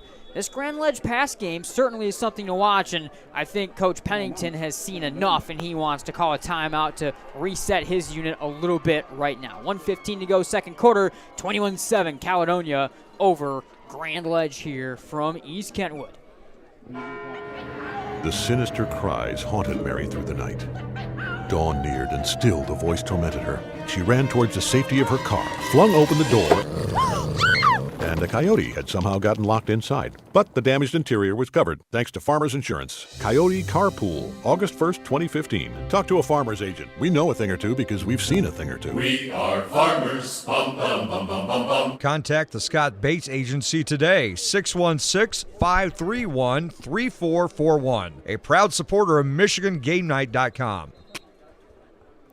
All right, welcome back to East Kentwood. Nate Dreyer, Chandler Timmer with you here on Game Night on Michigan Sports Radio. Make sure you follow at MI Game Night on Twitter, Facebook, YouTube, and, of course, our new, as of this week, Instagram account that we were a little late, but I guess better late than never to add this week. 2nd and 3 for Grand Ledge from the Caledonia 33-yard line. Foster from the shotgun, 3-receiver set. Helmet high snap, drop to pass. Here's the senior, stutter step, pressure coming. Jet King flushes him from the pocket. He'll throw it out of bounds at the 20-yard line, 3rd and 3 from the 33.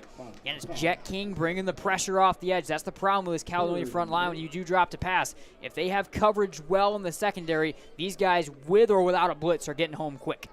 Yeah, you can tell Foster looked a little uncomfortable in the pocket there, was trying to see if he could find a way to escape, but King and the rest of the Caledonia defensive line doing a nice job of forming a shell around him so that he can't make something happen on the scramble. 1:09, second quarter. Caledonia leads by 14. Snap to Foster. He'll run it right side. Has some space. Cuts up over the 30. Has the first down and is brought down from behind to the 26-yard line. Clock will momentarily stop with 1:03. Let's see if the Comets, who have 2 timeouts remaining, will use one. They won't use one yet. As we go inside, 1 minute to go. They're taking some time to get things set up right here. Clock is running under 54 seconds. Foster, spread set, empty backfield from the gun, dropped a pass, thrown over the middle, caught on a leap by Bonnet inside the 10 to the 9-yard line, and tackled as he falls to the ground by Reed Vogler. Vogler had a pick against Rockford last week, and we've got a timeout on the field. 46 seconds to go, second quarter. All right, and again, it's Caledonia calling the timeout. So again, it's not the team that's fighting the clock. It's the team that's fighting the offense that decides to stall things. We'll stay with you here through this timeout. We'll welcome you inside the press box as well. Nate Dreyer, Chandler Timmer with you. All right. Interesting first half and an interesting opportunity at the end of the half here for Grand Ledge. The pass game has kind of changed the way that their attack has been working down the stretch in this one because they've gotten some better chunk yards than they've had on really any drive all game long. Yeah, the air game has come alive. You've seen Foster now throw the ball down the field a little bit. I think that's going to help them as this game goes along. Of course, open up the run game, but it's gotten them down the field pretty quickly here. A couple passes over the top got them across the 50 pretty quickly. That allowed the run game to kind of come back into it now. Now they're sitting here with 50 seconds or so and a couple timeouts where they can do pretty much anything they want, stop the clock, and really run their offense, get a score. They will have a first and goal here from the 8-yard line, and they will break it out with 46 seconds. 21-7, Caledonia. Ball just inside the right hash mark at the 8-yard line. Trips left, tight end, wing back right, empty backfield for Foster. 3 down front, couple standing edge rushers for Caledonia. Snap to the senior Foster. He'll run it right side with blockers. Got a nice block and then gets twisted down inside the defense at the 5-yard line. Never fully able to turn that one up the field. Mark will even, looks like, be the 6-yard line. Second and goal from the 6. We go inside 30 seconds and we have another timeout on the field. This time it's going to be the Comets and Coach Brya calling one to reset their offense. So both teams, one timeout remaining right here late in the first half. We will step aside one more time and hear from one of our presenting sponsors, Centennial Securities. Can you name the 10 winners of the Nobel Peace Prize or the last 5 Miss Americas? The point is the applause dies and the achievements are forgotten. But can you name 3 friends who helped you through tough times or teachers who encouraged you in school? We remember those who make a difference in our lives. I'm Randy Hansen, president of Centennial Securities. What matters to us are the personal relationships we have with our clients, helping them build a secure financial future. As a Centennial Securities customer, you know what I mean. If you're not, isn't it about time? Member SIPC and FINRA. Welcome back. Here we go. Nate Dreyer, Chandler Timber with you here on Game Night on Michigan Sports Radio. Second and goal from the 6-yard line for Shawn Foster and Grand Ledge. He'll operate from the shotgun. Trips left, wing back, and a tight end out there as well. High snap, he'll run it. Straight left side. Has some good blockers. Outside the left, hashes at the 10. Stutter step going the wrong way. Twisted down by Reed Vogler in the backfield at the 7-yard line. What a play made by the sophomore strong safety Vogler. He made maybe the play of the game against Rockford with an INT in the end zone. He comes up with a big play right there, and the Comets will burn their final timeout with 27 seconds and a third and goal from the 7 coming up right here. So they're looking to the run game, looking to these essentially wildcat quarterback type runs right now with Foster with 3 receivers set, kind of a power look as well, the wing back off one side of the line. Interesting looks that they've gone to, nothing really going, and that's, this Caledonia team, one thing that you know about the way that they can tackle, they can play is, yes, they tackle well on the inside, but they have so much speed, so much ranginess in this defense, they can really get to the outside and shut down those type of runs that Grand Ledge wants to go to. Yeah, they have some smaller guys in the secondary, but that definitely helps them come up and play in the run game a little bit where they're quick to seal off the edge that time. You can see Foster trying to stretch it to the left side, trying to find somewhere to get back up the field, but the secondary on the outside for the Scots able to come up and not allow him a lane to turn it back up the field. Third and goal from the 7, 23 seconds to go in the first half. Foster will operate from the shotgun right here.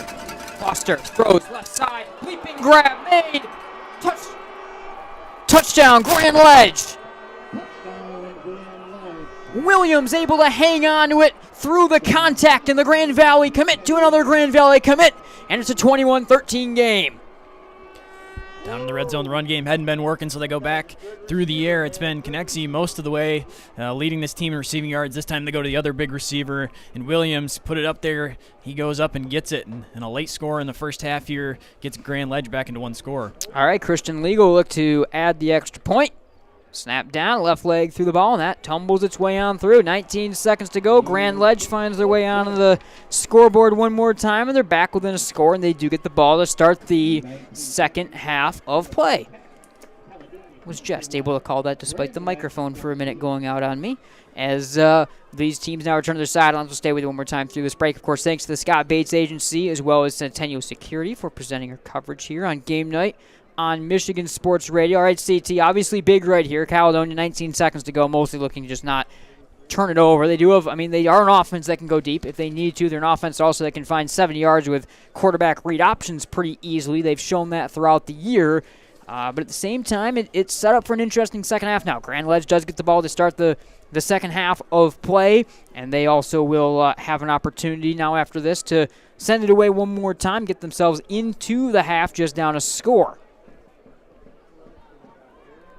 Legal again will get ready to send it away. They've gone exclusively pooch kicks and probably keep a little bit of an eye on that. They'll send it away right to left right here.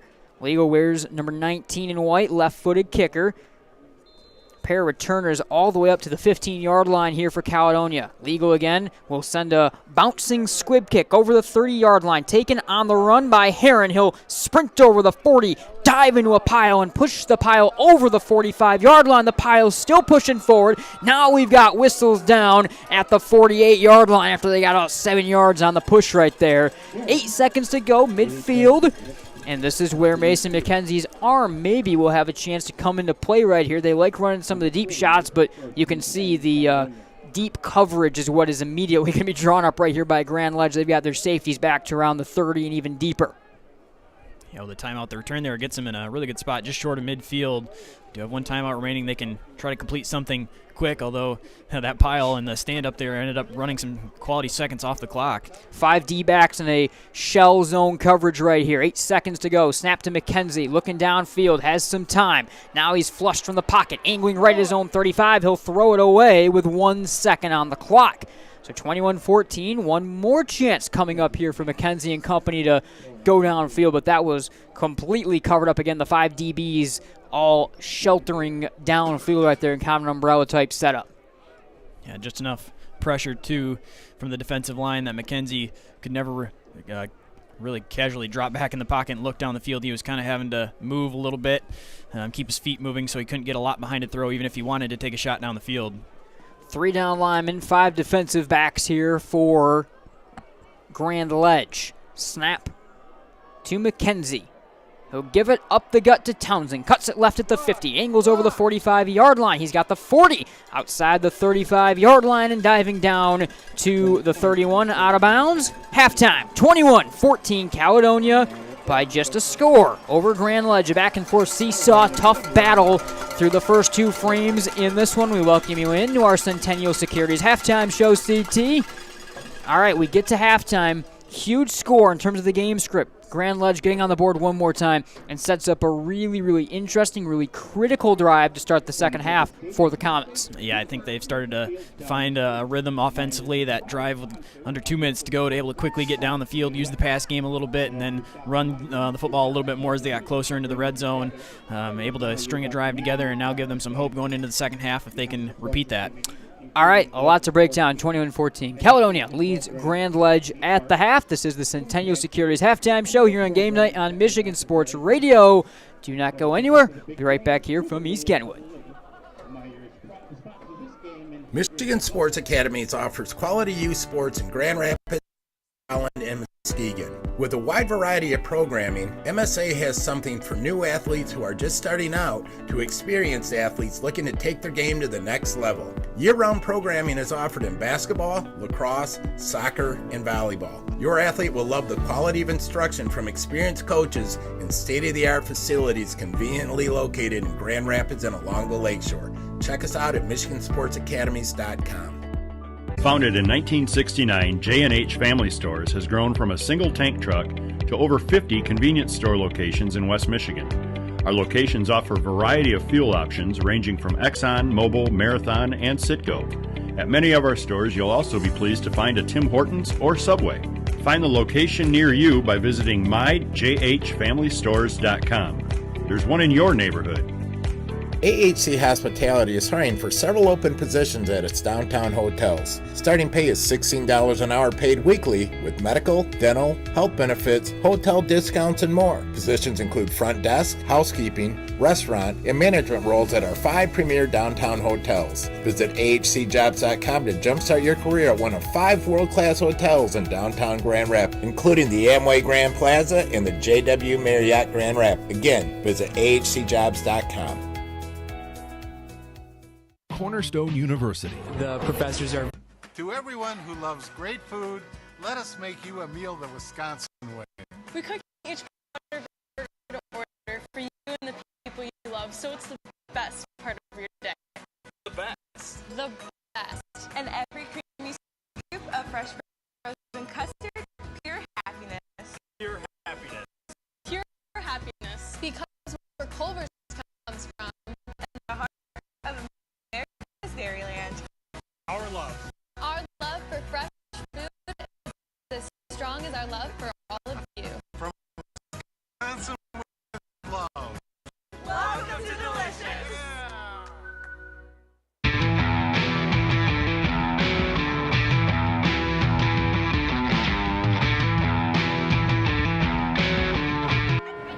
The sinister cries haunted Mary through the night.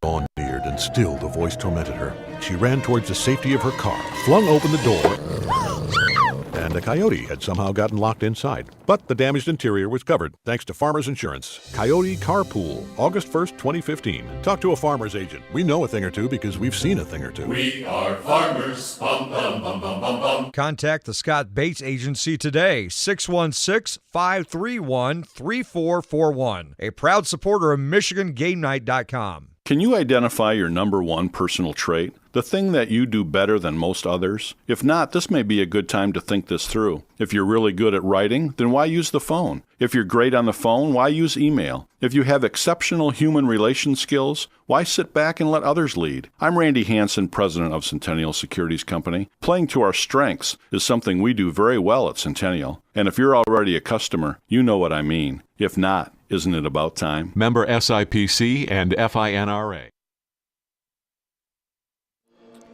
And welcome back, Nate Jarch and Timber with you here on the Centennial Securities halftime show. All right, CT, let's take a look quickly at your scoring recap. We'll get into some stats here as well. So, 21-14 at the half. Caledonia leading Grand Ledge. Caledonia got on the board first. Mason McKenzie, a 10-yard sneak into the end zone. The extra point was good, made it 7-0. And then with 3:45 to go in the first, Mason Stocker, the Grand Ledge tailback, added a 2-yard run of his own. Extra point was good. We are tied at 7 at that point into the second quarter. Brock Townsend scored from 19 yards out for Caledonia. Extra point good, 14-7. And then McKenzie found Pennington on a 7-yard strike. XP good, 21-7 Caledonia. And a late answer then inside the final minute, 19 seconds to go. Foster finds Williams from 7 yards out. Extra point good, 21-14. Give us some stats, CT.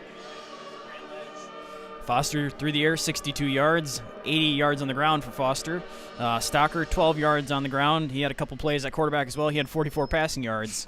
Receiving, Bonnet, 15. Konechny, 84. And Williams with a 7-yard touchdown over to Caledonia. Mason McKenzie, 58 yards through the air, 47 on the ground. Townsend, over 100 yards. He had 109 in the first half. Heron with 9. 2 receivers had receptions there in the first half for the Scots. Reed, 1 for 28, and 2 for Pennington for 30 yards. So many different things, I think, to start with when you're trying to look at how this game played out. The run game, so critical for both in terms of what they established. And right now, Caledonia's at a point that they may not have an ability to get stopped on the ground, especially the way that Townsend's been running the football. Even though the quarterback part of the read option has been taken out of the game a little bit, Townsend's been so unstoppable. But it's the pass game for Grand Ledge. Of the two teams that we thought maybe had a pass game that would be something to go to, Grand Ledge not the team. They've looked really good with the backup quarterback, with Foster. Doesn't matter who. They've passed the ball really well. They've got the big targets outside. It's interesting, and it's something we didn't think about. We thought about this team as being a run team, CT, but Caledonia very small in the secondary. A lot of big targets are using them up. Yeah, I think for Caledonia, I mean, really the game plan coming in, when you think about it, was run the football effectively, and they've done that. Strung some drives together, and it was try to make Grand Ledge go through the air, and they've been able to do that. It's just Grand Ledge has been able to do enough. They've mixed it up offensively, whether that was with their backup quarterback, and then Foster there on that last drive also got it going through the air. So they've been able to respond and find a mix there, and also defensively early on. Grand Ledge coming away with a turnover and a stop as well that have allowed them to stay in this game. Yeah, it's just been one of those unique games. Let's talk about that quarterback battle that was going to be so critical. Of course, at the start of the day, we featured it in our Bates Agency pregame show, and for good reason. Both quarterbacks with a passing touchdown, McKenzie an additional rushing touchdown as well. Talk a little about the play that we've seen, because both of them haven't necessarily affected the game in the way we expected them to affect the game, but they, of course, have been very big. Yeah, I think early on you saw McKenzie had the fumble, so a rough start for him, but he able to come back out, and then you can tell Grand Ledge is making an effort to keep the ball out of his hands on the zone read. They're making sure that the defender is keying in on him, forcing Townsend to keep it, and he's responded. Townsend's had a big first half, but trying to prevent McKenzie from taking over on the ground. Had a couple completions down the field, so kind of finding some other ways to get the ball around the field. As for Foster and Grand Ledge, after the injury, he's came back and played really well. Still showing that burst that he had, even after looking like he was hobbling a little bit, still able to run the football effectively, and then getting just enough through the air that I think the Caledonia defense is going to have to continue to respect that. Again, it's going to be Clarkston on deck for the winner of this game. Of course, Clarkston, Ethan Clark, the Princeton-bound running back who hit 30 touchdowns on the year last night in that crazy win over Rochester Adams. It's a little bit more of the same team that's going to run the ball, going to pound the ball. So to get to Ford Field on this side of the bracket, that's been the critical thing to watch so far. Again, cold, tough day. The wind's been blowing a little bit. Not all the things you expected to see, but also a little bit of the things you expected to see in this game. It's going to be really fascinating to see what goes on in the second half. A lot more still to break down on this one here on the Centennial Securities Halftime Show. Caledonia 21, Grand Ledge 14 at the half. We'll be right back here on Game Night. Founded in 1969, J&H Family Stores has grown from a single tank truck to over 50 convenience store locations in West Michigan. Our locations offer a variety of fuel options ranging from Exxon, Mobil, Marathon, and Citgo. At many of our stores, you'll also be pleased to find a Tim Hortons or Subway. Find the location near you by visiting myjhfamilystores.com. There's one in your neighborhood. What could be better than a thick, crispy, cheesy to the edge Detroit-style pizza? How about the best Detroit-style pizza? You won't find it in a hut, and it definitely doesn't come from a focus group or a committee. Nope. Because the best Detroit-style pizza on the planet only comes from Detroit, and it's made by Jets. Jets Detroit-style pizza. Better because it has to be. Let's take a look. As I mentioned over the phone, wear and tear. Oh man, they're never gonna buy this thing. Wear and tear? Well, there's the coffee stain on the seat. It needs new brakes. All four wheels squeak.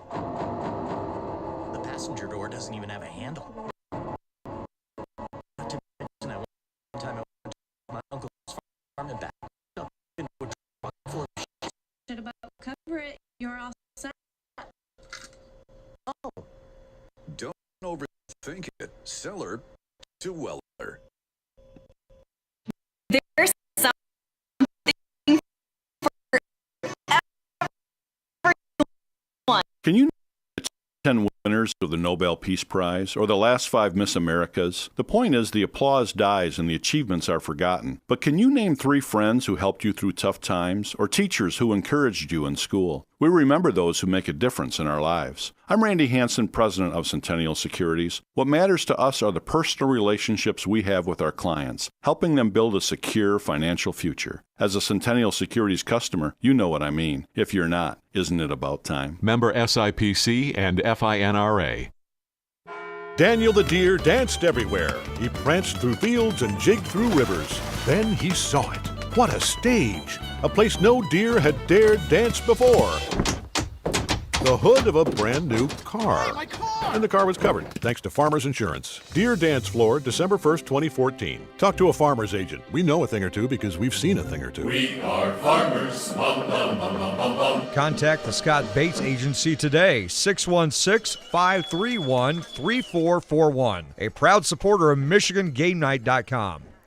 All right, welcome back. And, of course, just a reminder for live broadcasts and scores, schedules, recaps, and more. Check out MichiganSportsRadio.com. And, of course, Game Night on Michigan Sports Radio. That's us. Check us out on Twitter and Facebook and Instagram. I have to update this graphic, I guess, at MI Game Night. Nate Dreyer, Chandler Temmer with you. Let's welcome you back inside. We're not choppy. Welcome you back inside the booth here on the Centennial Securities halftime show here at East Kentwood. All right, we've got a thriller in this one. Shawn Foster, Mason McKenzie, been everything that we've expected it possibly to be. What are some of the things we can expect in the second half in this one, Chandler? Yeah, I think for Grand Ledge, at least offensively, they continue to mix it up a little bit, get some of their big receivers involved. You saw Konechny put up some big numbers there when they've just let him go get the ball. It really doesn't have to be that creative. I mean, he's got a size advantage on pretty much anyone in that secondary, so continue to get him and Williams. You saw him on the touchdown. Continue to just throw it up and let those guys go get it. Of course, they're going to stick heavy with the run game, but just to back that defense off just a little bit. Defensively, they're going to have to try to force Caledonia out of that zone read. We saw Caledonia flash a couple different formations, get a little fancy earlier on, and then kind of settle back into their normal offense and run it effectively. And I think now the script kind of flips to Grand Ledge there. If they can force Caledonia to go to the air, they're gonna take that. You saw Caledonia take some shots down the field, but for the most part, Grand Ledge wasn't hurt by that. It's something that I think we missed when we're doing all our prep during the week and trying to think about where some X factors in this game might be. I think we simply missed the idea that Grand Ledge has a 6'4" and a 6'6" receiver that they like to run down the field, and Caledonia's biggest guy in the secondary is really realistically 6 foot. Max Greenfield, pretty big, but when you look at Vogler, when you look at Townsend, you look at Floyd, they're smaller in the secondary. These are guys that cover very well, but they're smaller. So get some of the jump balls up there. It's a factor we didn't necessarily think about. You know, for Caledonia, though, the run game's been there. And we talked about it a minute ago. Talk about Brock Townsend, because I think this has been one of his best games. The full numbers may not be there. He's had gaudier performances, but it's one of those days where they've shut down McKenzie, and it's been Townsend take the rock. And, yeah, it's the speed, but it's the power. He's looked like a power back, dragging guys with him for 5, 6, 10 yards at the end of runs. He's a big reason why Caledonia's been able to continue to operate the offense in the way they want to be able to operate the offense on the ground. Yeah, I mean, you can see the talent that he has, and when you're dealing with the Caledonia offense, it's kind of a pick your poison when they're running the zone read with McKenzie, and they've got Townsend back there. In the games that we've seen previous to this, it was McKenzie doing the damage. They were opposing team shutting down Townsend and limiting the numbers that he has. But in this game, the Comets choosing to let Townsend try and beat them, and he's had a couple big plays, up over 100 yards, and I think is going to continue to have a big second half. All right, Scots returning to the field. Warm-ups underway. We'll step aside one last time here on the Centennial Securities halftime show. When we come back after warm-ups, it's time to go. 21-14, Caledonia over Grand Ledge, who is moving on to the state semifinal and picking up a regional title on their way to do so. We'll be right back.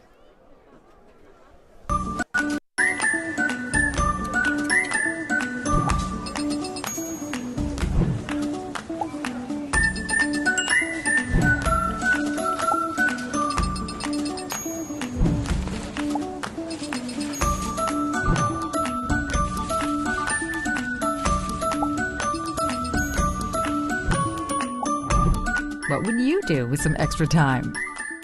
Shop Fastlane today.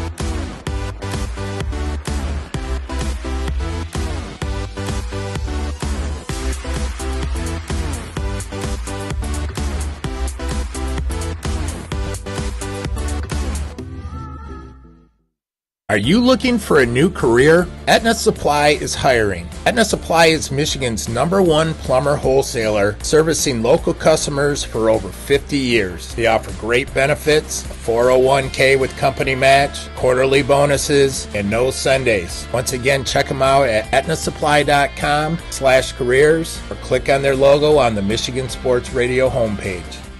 Cornerstone University. The professors are very open to helping whenever they can. Academic excellence, character-driven athletics, Christ-centered community involvement. Cornerstone has been a great opportunity for me to grow as a leader, just being able to approach people and be warm and welcoming and hospitable. Experience it for yourself. Attend a Golden Eagle Day at Cornerstone for a taste of campus life and the chance to meet faculty and staff. To arrange a visit for your high school junior or senior, go to cornerstone.edu. Cornerstone University. Build a life.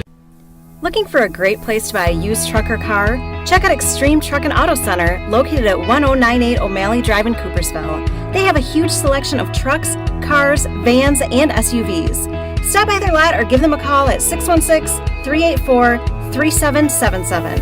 You can check out their inventory at xtacenter.com.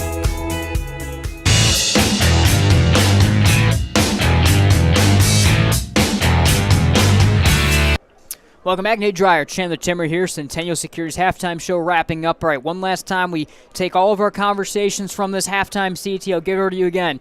Your coach Brya, your coach Pennington, keys to the second half to win this football game for both sides. Yeah, I think Caledonia, you saw them find the offensive flow that they really liked towards the end of the first half where they're just running the football. I think they're going to continue to try to do that. Really don't have to get too fancy, I don't think. For the situation they're in right now, at least, they can continue to utilize that until Grand Ledge shows that they're going to stop it defensively. First drive might change your plans a little bit too. It's also a big part of it. I think defensively the Scots going to have to come up with an answer. I mean, we talked about the key for Grand Ledge is throwing the football to your big receivers. They're going to have to try to find some answer to that. What are they going to do defensively to try to slow that down? Do you mix up your coverages? Do you bring some pressure in passing downs where you think they might be going to the air?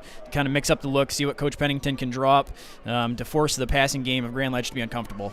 All right, yeah, it's going to be a really, really fascinating game down the stretch right here. So many push and pull factors for both of these teams. Let's flip it around. Let's get it back on the scoreboard, and let's get ready for the second half of play. Caledonia, the home, alternate steel gray uniforms, steel gray top, steel gray bottom. Numbers are in purple, trimmed in white, helmets in a matte purple, Caledonia logo on either side. Grand Ledge, the traveling white top and bottom with a matte blue helmet and a gold face mask. Numbers in blue, trimmed in gold. Final 15 seconds off the halftime clock. Grand Ledge will be getting the football to start the second half of play. Remember, Caledonia got the ball and fumbled it away after one play on their first drive of the game. Here we go, 21-14. Caledonia up a score on the Comets. And CT, who is moving on? If Cal wins, we'll be there next week as they take on Clarkston here on Game Night on Michigan Sports Radio. If Grand Ledge wins, I actually don't know what we're doing, so please check us out on social media so I can find out how we're going to keep the road to Ford Field alive as we get later on into this playoff run. We'll see if the Scots, though, can keep it going in D1 for that matchup, or if it's going to be Grand Ledge coming from behind and seeing what they can do in that one. All right, ball on the tee, right to left across the radio dial. Luke Vogler gets ready to send it away. A couple of deep men inside the 10-yard line. McCartney stands to the right, and Jones stands to the left. Vogler, right leg through the ball. Low, piercing kick, bounces at the 20. Taken at the 11-yard line, up the hashes here by McCartney. Run over the 30, broke a tackle 35, outside the numbers 40, 45-yard line, and angled out of bounds by the kicker, Vogler, past the 45. Great field position and a great return by McCartney to start the game. Here comes Shawn Foster and company. They're fired up. They're down just a score after they got that late touchdown back, Chandler, and you can really kind of feel a bit of a momentum shift, I think, as this cold afternoon continues on, and I think it's getting colder as well as we work our way through the afternoon. Maybe even some snow that we heard later this afternoon. Probably not during the game quite yet, but we will see. From their own 46-yard line, Foster goes to work out of a 4-wide receiver set. Tailback Stocker to the right hip. 3 down front on the other side. Foster fakes a throw, runs it up the middle, gets the 50-yard line, and spins ahead to the 48-yard line. Tackle made by Blake Heron from behind. They'll give him the 49 will be the official mark. That's a gain of 5 and a second and 5. 11:37 to go, third quarter. this drive about to determine so much, I think, Chandler, in the course of this game. Yeah, I think it will here, trying to tie the game up. On first down, Stocker, they motion him out of the backfield. Fake net, they're going to throw a little screen out to that way, and then Foster keeps it.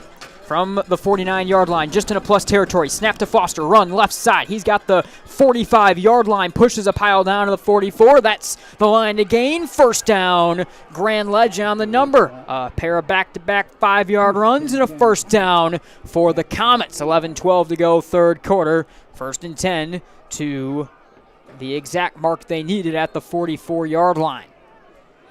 You'll see, they're waiting to move the chains for right now. Looks like they haven't moved the chains, but they've moved the marker to say 1.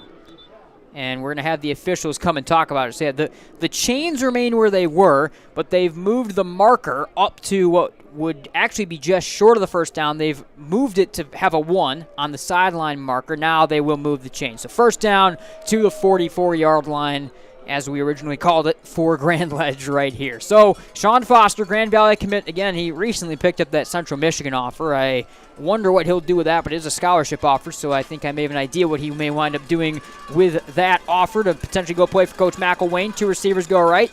Tight end, wing back left side, give to Stocker. Cuts up the middle to the 41-yard line and tackled by a trio of Fighting Scots right there where he turned his back. Bird stands over top of him. I think Vogler may have been on that tackle as well. Second and 7. They'll only give him 3 yards, or it is 3 yards to the 41-yard line right here. So second and 7 at the 41. 10:20 and less to go, third quarter. 21-14.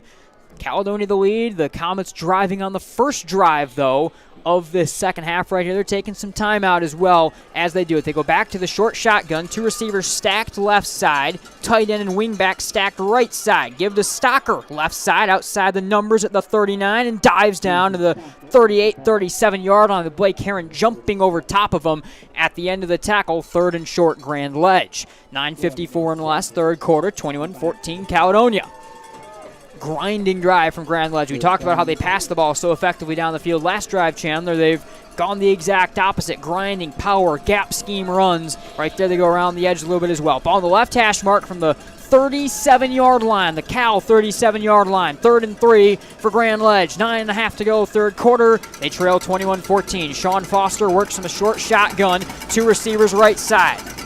Tight end motions across the line. Snap high to Foster. He'll take it and run it, and he's shut down. Jackson Engelberg coming off the edge right at the line of scrimmage along with Bird. Shuts him down, and Foster is very slow to get back to his feet and corrals himself back to his feet with some help. That's a couple of big bodies that were all over the senior right there in the backfield. It's 4th and short. Right back at the line of scrimmage at the 37.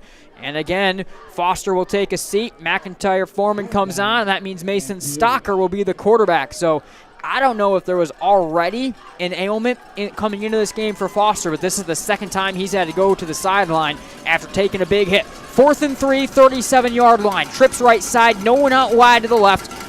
A wing does go left side, short shotgun. Snap to Stocker, drop to pass, pressure coming, dumps it off, tipped away, and a turnover on downs. Caledonia football. Again, I saw Engelberg busting through. Heron had some of the coverage helping tip it, and Caledonia's offense takes over after a big stop in their own territory. Comets trying to run a little screen pass there to try to convert on 4th down. The initial reaction from the defensive line was to rush the quarterback, but they realized it was a little too easy at the last second. Able to drop back and get a hand on the pass before the screen pass could be completed. Good play recognition by really the entire defensive line. All right, here comes Mason McKenzie and company. They will operate from their own 37-yard line. 8.5 to go, third quarter, and a 1-score lead. 3 receiver set. Low snap to McKenzie. Give to Townsend up the gut, driving over the 40 and spinning with a tackle behind the 45-yard line. Aiden Chambly, the senior, on the tackle, but a good run. And a second down and 1 as they give him the 46-yard line coming up right here. Remember, it's the Grand Rapids Sports Hall of Fame's 50th anniversary. They're looking for your help. So go to GRSHOF.com to participate. Own 46-yard line, 2nd and 1. Caledonia breaks it out with 8 minutes to go in the third quarter and a 21-14 lead. From the pistol, McKenzie with tailback Townsend behind. Give to Townsend, and he's wrapped up in the backfield. Absolutely nowhere to go. Ethan Harbin was right there at the mesh point to bring him down in the backfield for a loss of 1 back to the 45-yard line. That makes it 3rd and 2. Harbin just able to get around the left side of the line and in the backfield to meet Townsend. One of the few times really since early on in the game that Townsend's been met that quickly, and a loss of yardage there for Caledonia on 2nd down. Maybe should have been a loss of yardage. They still, I guess, on forward progress will give him back to the line of scrimmage at the 46-yard line. McKenzie goes to work, empty backfield, 4 receivers set with a wing off the right side. 3rd and 1. Slow snap at the knees to McKenzie. He'll take it. He'll fling it neat down the right side. Leaping grab made by Graham inside the 20 to the 15-yard line. Over top of Drew Gonzalez on the coverage. A big shot to the isolated receiver, Graham, and into the red zone as McKenzie flings it down the field. So take a very similar shot down the field. Those two matched up. Graham and Gonzalez down the field, just overthrown the previous time by McKenzie. That time perfectly laid in there. The coverage was actually better from the secondary. Just the ball put right on point by McKenzie. Nice catch by Graham. They'll break it out to the 15-yard line. Back to a 3-wide receiver set. Tailback, offset, left hip. Read in motion right to left. They fake it to him. Quarterback keeper at the 10. Starter step at the 5. Broken tackle. Diving into the end zone. Touchdown, Mason McKenzie. Touchdown, Caledonia. 15-yard weaving run from the senior quarterback. And the Scots go up 2 scores. Exactly the start to the second half that the Scots were hoping for. Get a stop defensively. Get off the field on 4th down, and then a touchdown run and an impressive drive down the field. McKenzie a little beat up at the end of that play. He went to get ready to try to hold this snap, and he's definitely fighting it. Vogler looking to add the extra point. That's actually a developing story. Low snap, settled down again. It was rolled on. Vogler right leg through the ball, and he'll angle one low just through the uprights. 28-14, but McKenzie a little injured as he'll kind of bounce his way back to the sideline. And we've got quarterback injuries on both sides to maybe watch down the stretch now on this one. 28-14 Caledonia. We will be right back. To everyone who loves great food, let us make you a meal the Wisconsin way. We cook each butter burger to order for you and the people you love, so it's the best part of your day. The best. The best. And every creamy scoop of fresh frozen custard, pure happiness. Pure happiness. Pure happiness. Because where Culver's comes from. And the heart of America's Dairyland. Our love. Our love for fresh food is as strong as our love for all of you. From Wisconsin with love. Welcome to Delicious. For over 60 years, Earhart Construction has successfully built some of the most well-known structures and facilities across the West Michigan landscape. Providing a distinctive construction experience for our clients has been Earhart's priority since the beginning, and it continues to be their primary focus today. We can't wait to make your next commercial or residential project a reality. Contact us today by visiting earhartcc.com.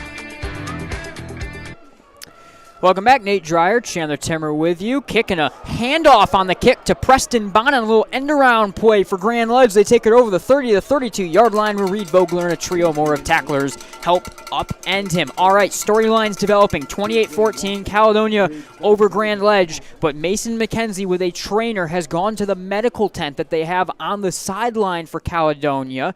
I see the Assistant Athletic Director Phil Miedema also finding his way down towards that tent right now. So all eyes on the medical tent for Caledonia, the training staff tent, and Mason McKenzie there, as he has once again what appears to be a lower body leg injury like what he has been battling at points throughout the season. So they have a 2-score lead, but McKenzie potentially in trouble. Here is a snap to Stocker. So we got backup quarterbacks maybe all over. High pass, 40-yard line is overthrown, and Teddy Williams can't bring that one in. Williams comes up a little injured and fighting it at the end of that play as well. So we have backup quarterback in for Grand Ledge. We have Mason McKenzie in the training tent on the sideline, Chandler. I guess all the storylines from this game have gotten blown up, but meanwhile there's a 2-score Caledonia lead that also has blown up in the middle of this thing as well. Yeah, things have definitely taken a turn in the second half. Going to be a little different for both of these teams of what the game plan is going to be if either of those guys miss time. But Grand Ledge throwing the football with Stocker in there. Again, it's Stocker. High snap to the senior. He'll run it this time up the gun on a quarterback power. Bursting out of a pile over the 40 and spins down to the 38-yard line, just shy of the first down. Tackle made by Jimmy Floyd. Actually, it will be just enough to move the chains. They give him right at the mark to the 43-yard line and moves the chains. Good run right there. So with Stocker, the normal tailback, who has a rush touchdown, and that means McIntyre Foreman, the 6'1 junior, is now the tailback. He wears 11. Stocker wears number 2. 2 wide receivers will go right. They have been operating out of the same formation. Tight end, wing back to one side of the formation and empty out wide. 2 receivers to the other side, short shotgun. 1st and 10 from their own 43-yard line. Stocker from the gun. Snap, high at the helmet. He'll throw it right side on a screen. Caught by Selby, 41-yard line. Breaks it over the 45 and dives down to the 49. Tackle made by Maddox Greenfield, and a 2nd down and short. Nice little setup screen right there. The whole bunch of room to go for the senior, Evan Selby. And they'll move the chain, or they won't quite move the chains, but they'll move the football into enemy territory to the 49-yard line. 2nd down and 2. Stocker looks to the sideline. Traveling white uniforms for Grand Ledge, home grays. Steel grays for Caledonia. Still have not seen Mason McKenzie, though, by the way, also.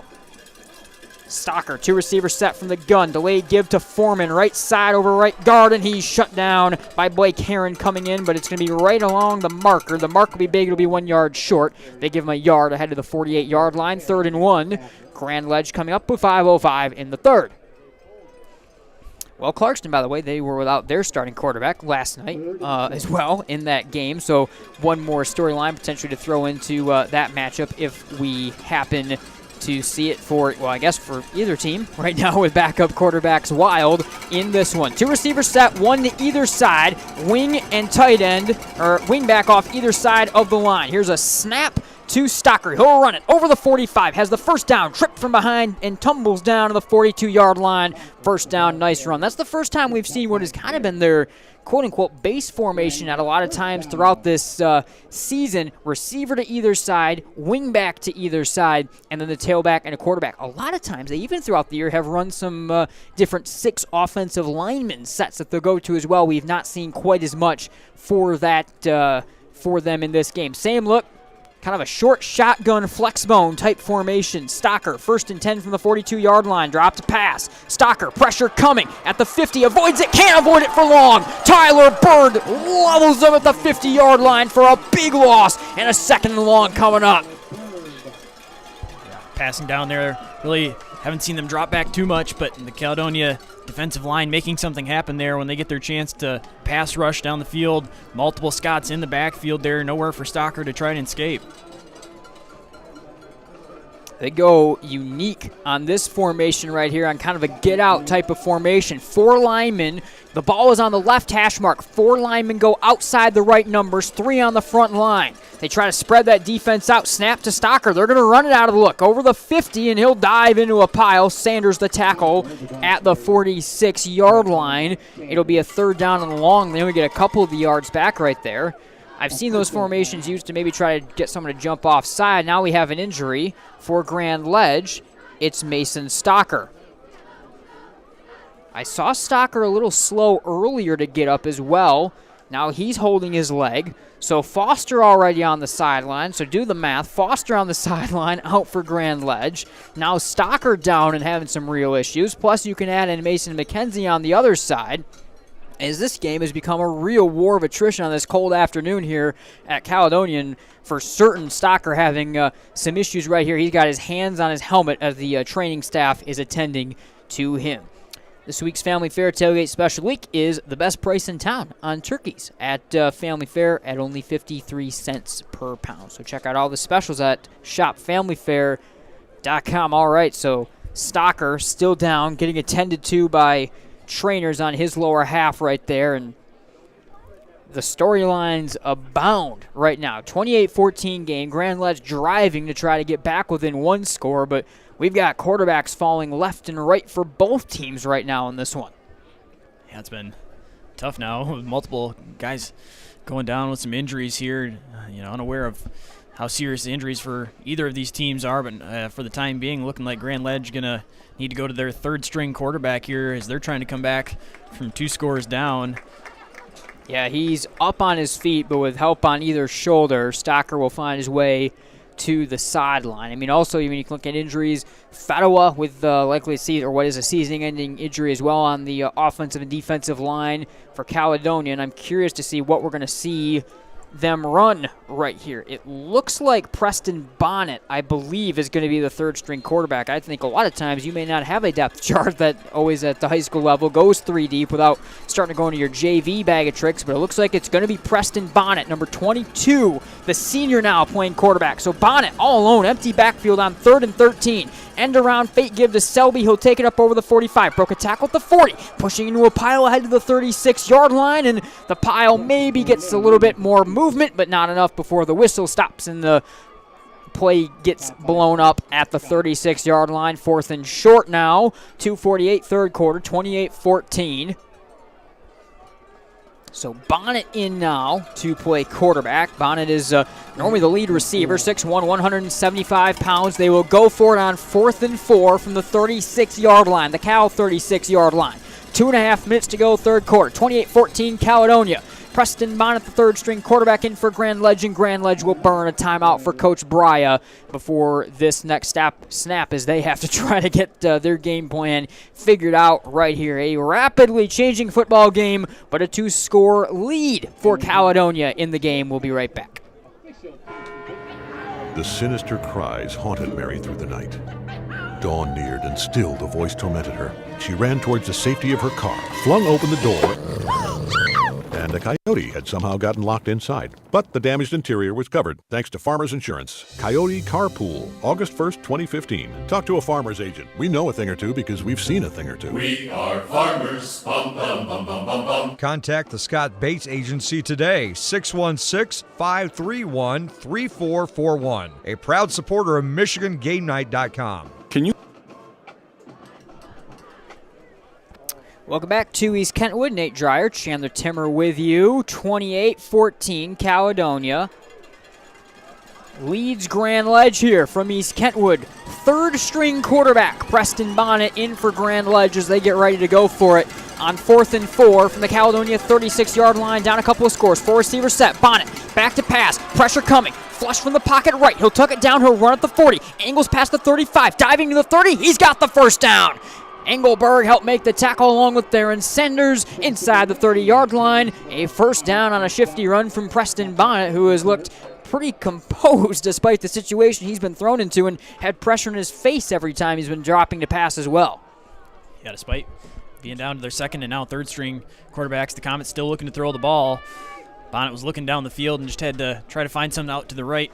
Heron had the angle on him, but a nice move in the open field, able to get the first down conversion. From the 29, single tailback left side of Bonnet, high snap, he'll take it, he'll run left side, cut by a defender inside the 30 and gets the 28-yard line. 20 back actually right to the line of scrimmage at the 29 before Pennington made the tackle. Heron had him wrapped up in the backfield, but a nice little cut move by him, able to get the ball back to the line of scrimmage, 2nd and 10 at the 29-yard line for Bonnet and company. Stocker is back. So Stocker back in now from the sideline. That is pretty amazing to me that he's the guy that's quickly able to come back with how beat up he looked a minute ago. So Mason Stocker back in to run the offense. 4 wide receiver set, trips right, 2nd and 10. Snap to the senior, drop to pass.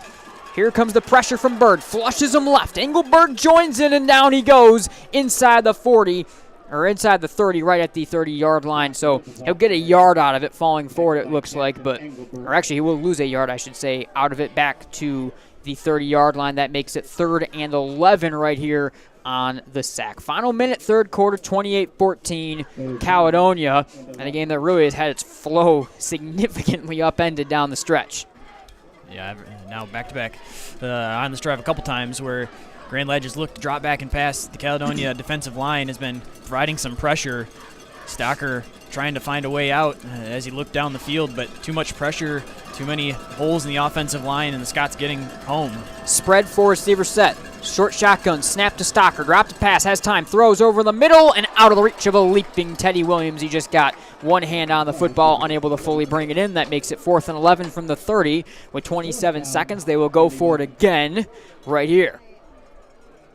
Not many teams, the backup quarterback means exclusively throwing the football, but that is what it is meant for the most part with Stocker in this one. I do see Mason McKenzie on the sideline, by the way, tossing the ball around right now with Graham a little bit, so McKenzie looks like he's ready to go for Caledonia on the other sideline as well. So that's good news for Scott's faithful for certain. 27 seconds to go, third quarter. 4th and 11. Tight formation. Tight end and wing back to the right side. Snap to Stocker. End around. Give on to Connexie. He'll look to run left side with nowhere to go and gets blown up out of bounds at the 31. Turnover on downs after a loss of a yard. An interesting play call forces Caledonia to get the football back right there. For the success they've had throwing it down the field on 4th and 11 to go to this little kind of gitchy play, end around give to the big wing back, a little bit interesting. Yeah, I'm wondering if Connexie was maybe going to be throwing that ball down the field. I wondered the same thing, It looked a couple times. He was looking down the field, and he was actually going to try to have a pass down the field. It looked like Bonnet was running a route down the sideline, but Caledonia had it covered. And the sideline was going crazy, just trying to tell him to throw the football up and give him a chance because running out of bounds wasn't going to convert there. All right, McKenzie comes back, 3-receiver set. He'll run the offense starting his own 31-yard line. Give to Townsend up the gut. Stutter stepping drives over the 35 to the 36-yard line. Williams the tackle from behind. Final 10 seconds of the third. I assume that'll be the final play of the third as they get 5 yards on first down to the 36-yard line. That'll do it for the third quarter. 28-14, Caledonia over Grand Ledge. A 2nd and 5 for the Scots coming up after this. We'll be right back here from EK.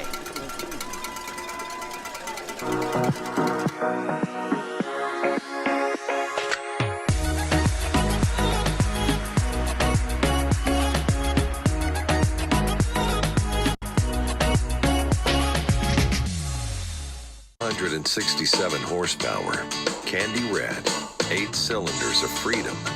And to think, he only let me drive it once. I've never considered myself to be a lucky man. That would be Dad. He didn't know a thing about cars, couldn't tell a hatchback from a quarterback. But somehow his just kept going, and going, and going, and going. Turns out Dad wasn't lucky. He just knew where to look. Don't just find yourself, make yourself. Start businesses, build bridges, save lives, raise a whole city. This is your future, so take it and move all of us forward.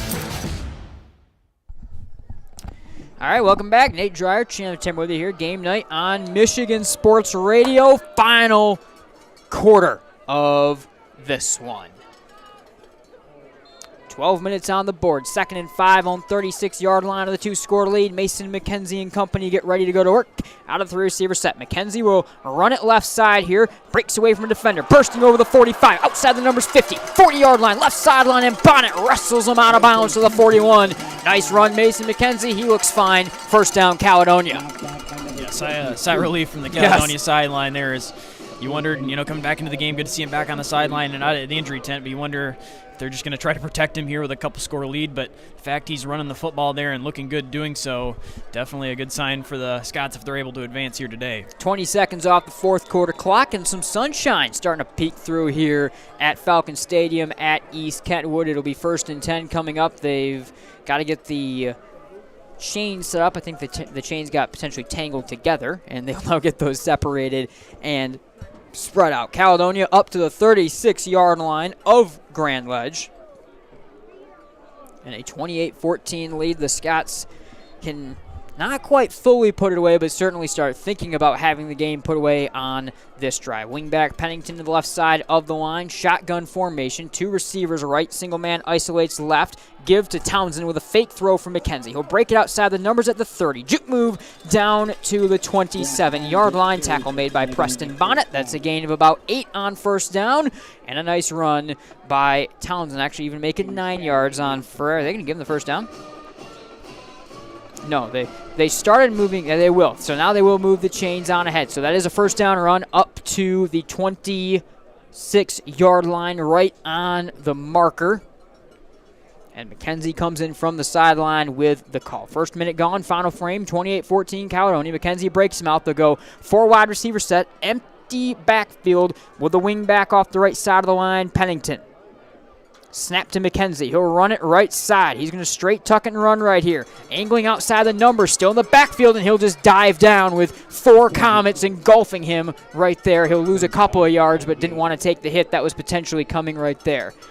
Still a little bit of a hitch still in his walk, I think, compared to normal when you see him go back to the sideline for McKenzie, but he certainly seems okay, at least in the open field running. Lost 2 yards there, back to the 28-yard line. 2nd and 12, Caledonia. 10:21 and less to go, fourth quarter. They lead Grand Ledge 28-14 in the regional championship game. The Scots looking to advance their way on right here. A team with a rich history. Look at the mid-2000s as well, and you mean a team that Coach Burrow won state championships. Second year for Coach Pennington. McKenzie, fake handoff, thrown over the middle, all alone, caught 15-yard line, racing inside the 5, twisting down towards the goal line is Pennington. He's down at the 1. That was a quick little play-action throw over the middle, and Pennington able to rumble his way down to the 1-yard line. First and goal, Caledonia. They can punch their way on in for a 3-score lead here.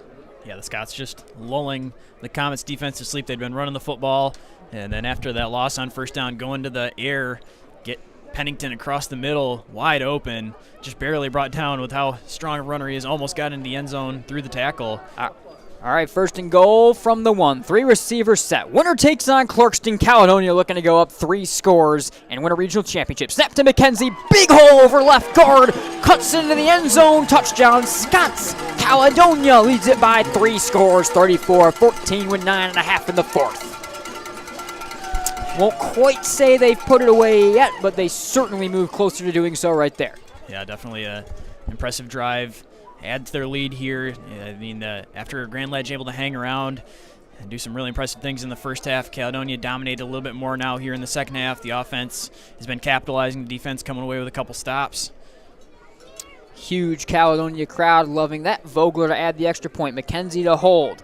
The snap high at the helmet, settled down by McKenzie in the right leg, pushes it through the uprights for Vogler. 35-14, Caledonia with 9.5 in the 4th quarter. We'll be right back here from East Kentwood. To replace that worn-out carpet or floor, Floor Coverings International makes it easy. They bring their mobile showroom to you. Save yourself the trip and gas shopping around. See a wide selection of carpet, hardwood, laminate, and vinyl in the lighting of your own home. Go to floorcoveringsinternational.com today for your free consultation. Work with one team for a hassle-free experience from the quote to installation. And each Floor Coverings International business is independently owned and operated, so they are local business owners in our community. Floor Coverings International, the flooring store at your door. Bowling is a great time that combines great friends, football, and bowling.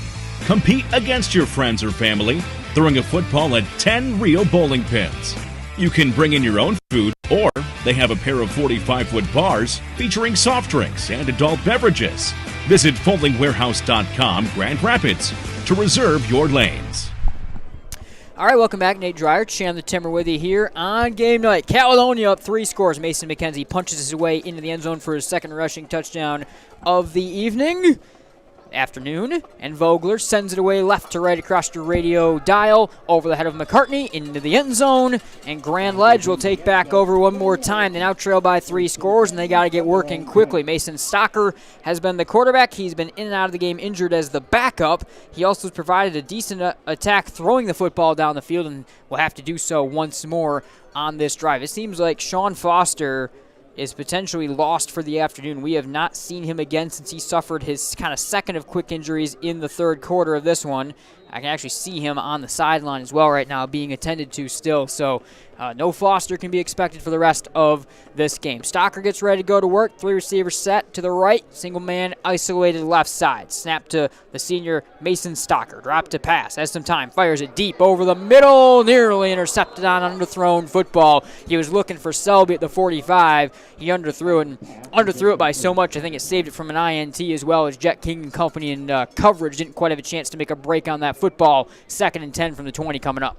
Yeah, it looked like maybe just not a great grip on the football as Stocker was trying to throw it down the field. It was pretty wobbly coming out of his hand, but also once it gets up in the air and in the wind, that wasn't going to help it. It brought it back further back up the field from where Stocker wanted that one to go. 9.5 to go, 4th quarter. 35-14 Caledonia. 2nd and 10, 4 wide receiver set, trips right.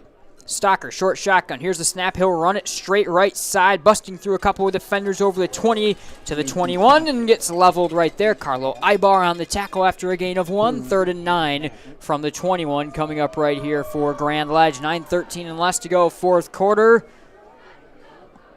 And Caledonia feels like they might be a stop away right now, Chandler, from kind of putting this thing on ice. Yeah, I think definitely the Grand Ledge desperately needing something here, and pretty quickly, is now under 9 minutes, down 3 scorers. Need to put a drive together here, and tough in the second half when you've been rotating at quarterback, trying to get a rhythm going. Stocker, 4 receiver set from the gun. Give to Foreman over the left side of the line. He's got the 25, broke a tackle over the 30, has the first down to the 35, and bowls over a couple of defenders to the 36-yard line. Nice run by McIntyre Foreman on the carry right there. Maybe didn't expect the run. I guess neither did Caledonia, as Foreman takes it outside the tackle and gets a first down. To the 37, they work quickly. Trips left side of the ball on the left hash mark. Foreman works to the left hip now of Stocker. 3 down front on the other side. Mason Stocker. Here's the snap, drops the pass, fires deep left side, and it is caught over top of a couple of defenders. Juggled, hauled in by Teddy Williams, who drags it down to the 31-yard line. It was nearly intercepted by Reed Vogler, but somehow, someway, it's ripped away, juggled away by Teddy Williams. First down, Grand Ledge. Unbelievable that the Comets came away with that football at all. It definitely should have been an interception. Somehow it just fell into the hands of Williams, juggled and able to corral it. Back to the gun. Trips go left side. Snap to Stocker. He'll run it right with a block from Foreman over the 30 and twisted down by Engelberg and Sanders to the 27. Gain 4 on first down. 7:50 and less to go, fourth quarter. 35-14 Grand Ledge over Caledonia. Or Caledonia over Grand Ledge. Grand Ledge with the football here.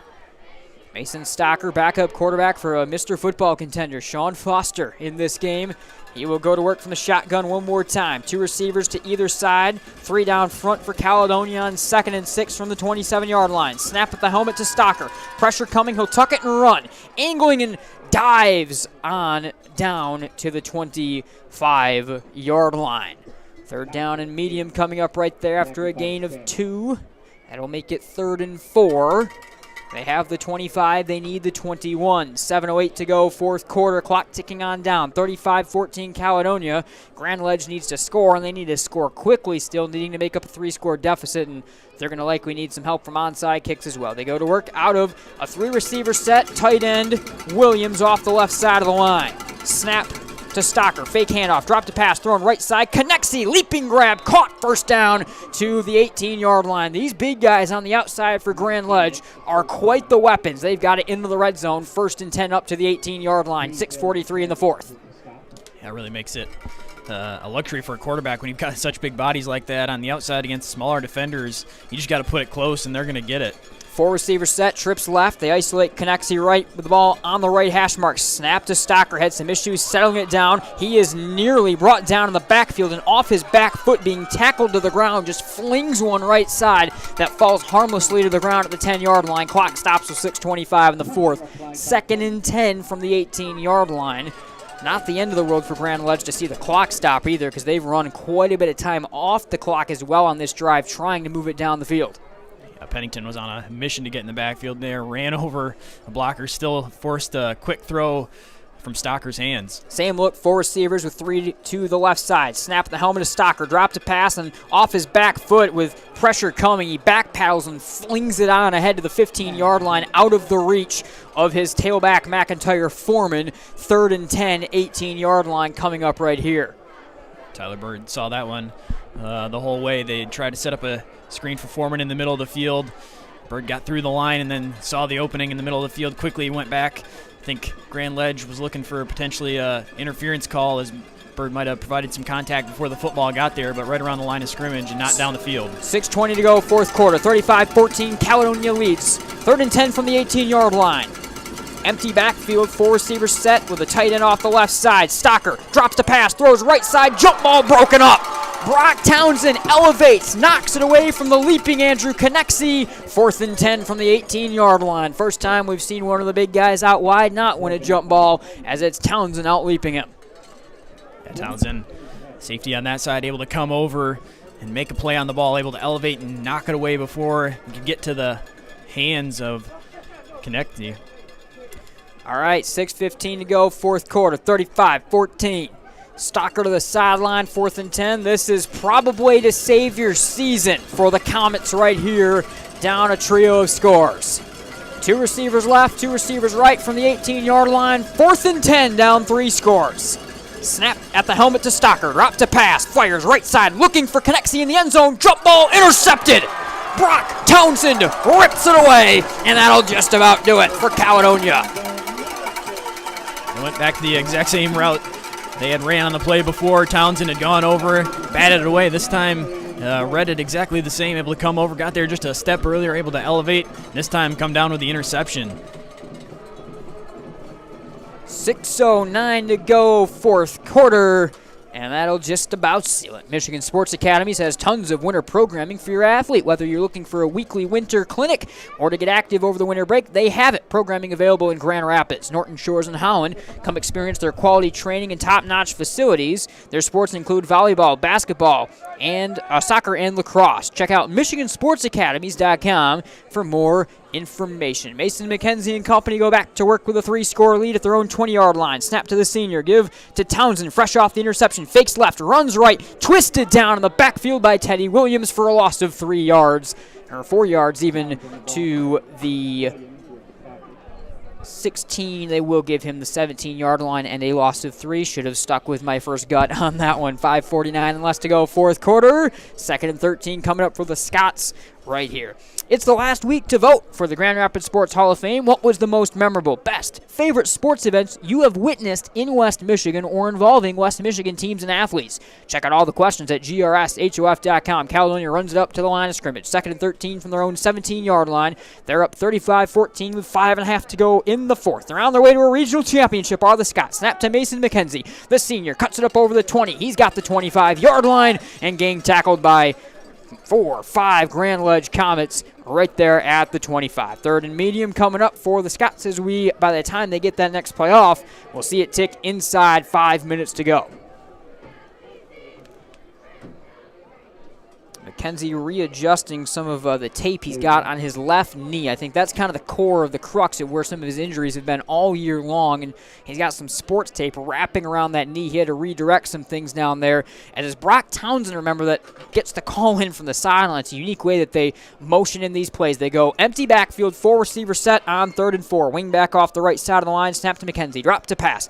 Pressure coming off the edge, and he's forced to just throw it away as he was tackled and sacked down by Williams, and a late penalty marker comes out as well. I think that's going to be intentional grounding. I don't know if he had left the tackle box. McKenzie's pointing at Williams for some reason as well, trying to say that maybe it was a rough tackle on him and a roughing the passer call, as that discussion is being had right now between McKenzie and the official. Now a second penalty marker put down. We're going to have to wait to see this thing get cleared out right here. Yeah, they were trying to set up a screen to Pennington, but it was covered by the defensive line. It is intentional grounding on Caledonia. So that's what it had looked like initially to me. He didn't get outside of that tackle box before he just threw that football away, and I don't think he got back to the line of scrimmage either. So all of that coming together, and now Caledonia will be forced to punt this ball away. 4:34 in the fourth quarter. Certainly the number one thing they were looking for was to see some time come off the clock. They won't quite have that happen. Reed Vogler backed up to the back of the left end zone. Last time we saw him here was 2 weeks ago when he had a ball snapped over his head that he was somehow able to corral and keep the play alive against Granville. Single returner Konechny back to the 40-yard line. Snap off nicely to Vogler. He'll put it away with the right leg. Short punt that bounces at the 35-yard line. Takes a cow roll ahead to the 44, 45, 46. It's still rolling. 47. And they'll eventually touch it up. I've never seen a football roll like that after it should have stopped 5 yards ago. But it'll stop at the 46. Plus territory. Chance to start right here. Or 47. Chance to start for Grand Ledge. So 4:18 to go, fourth quarter. Still down 3 scores. A little bit of the same story as before. They do get the football back, which at first didn't think they maybe even would get the ball back with the way Caledonia can drive the ball. They will get it back. It is again Mason Stalker running the offense. Shawn Foster done for the day for the Comets. So Stalker from the gun. Trips go left. Single man isolates right. That's Konechny isolated. Snap here to Stocker. Big push up the gut. He'll flush right to avoid it. Throw it off his back foot at the 50. Jump ball at the 25 over the head of Connexie, and a penalty marker comes out. I think they're going to maybe get Nolan Matthew for a pass interference. We'll have to see. Yeah, they were throwing it up, and Matthew definitely wrapped around the body there as he was trying to provide some coverage down the field as undersized there in that matchup. Matthew kind of serves as the nickel extra corner and defensive back out there for Caledonia. It is going to be that pass interference penalty. It's going to take this ball on ahead inside the 35 to the 32-yard line. 4:10 to go, fourth quarter, 35-14.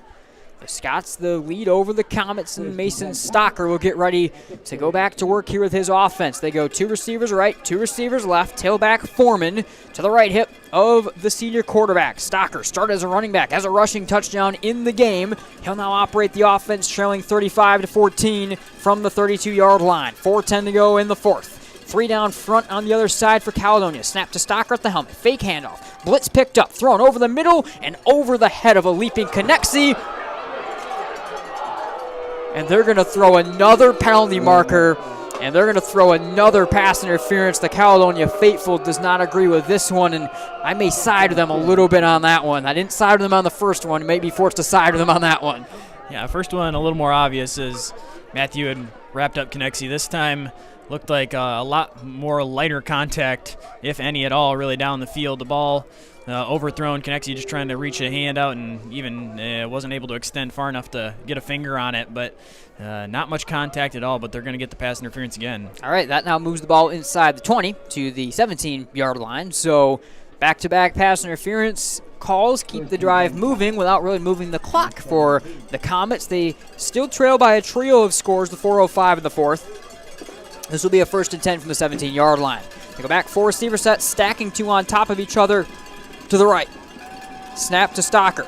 Drop to pass. Flings it deep left side, looking for the corner of the end zone, and it is broken up. Intended target Bonnet. Standing in front of that one on the coverage was Greenfield, and that makes it 2nd and 10 back to the 17. Yeah, Bonnet essentially turning into the defensive back there as the Scots in good position to try to come away with another interception at the ball floating high in the air.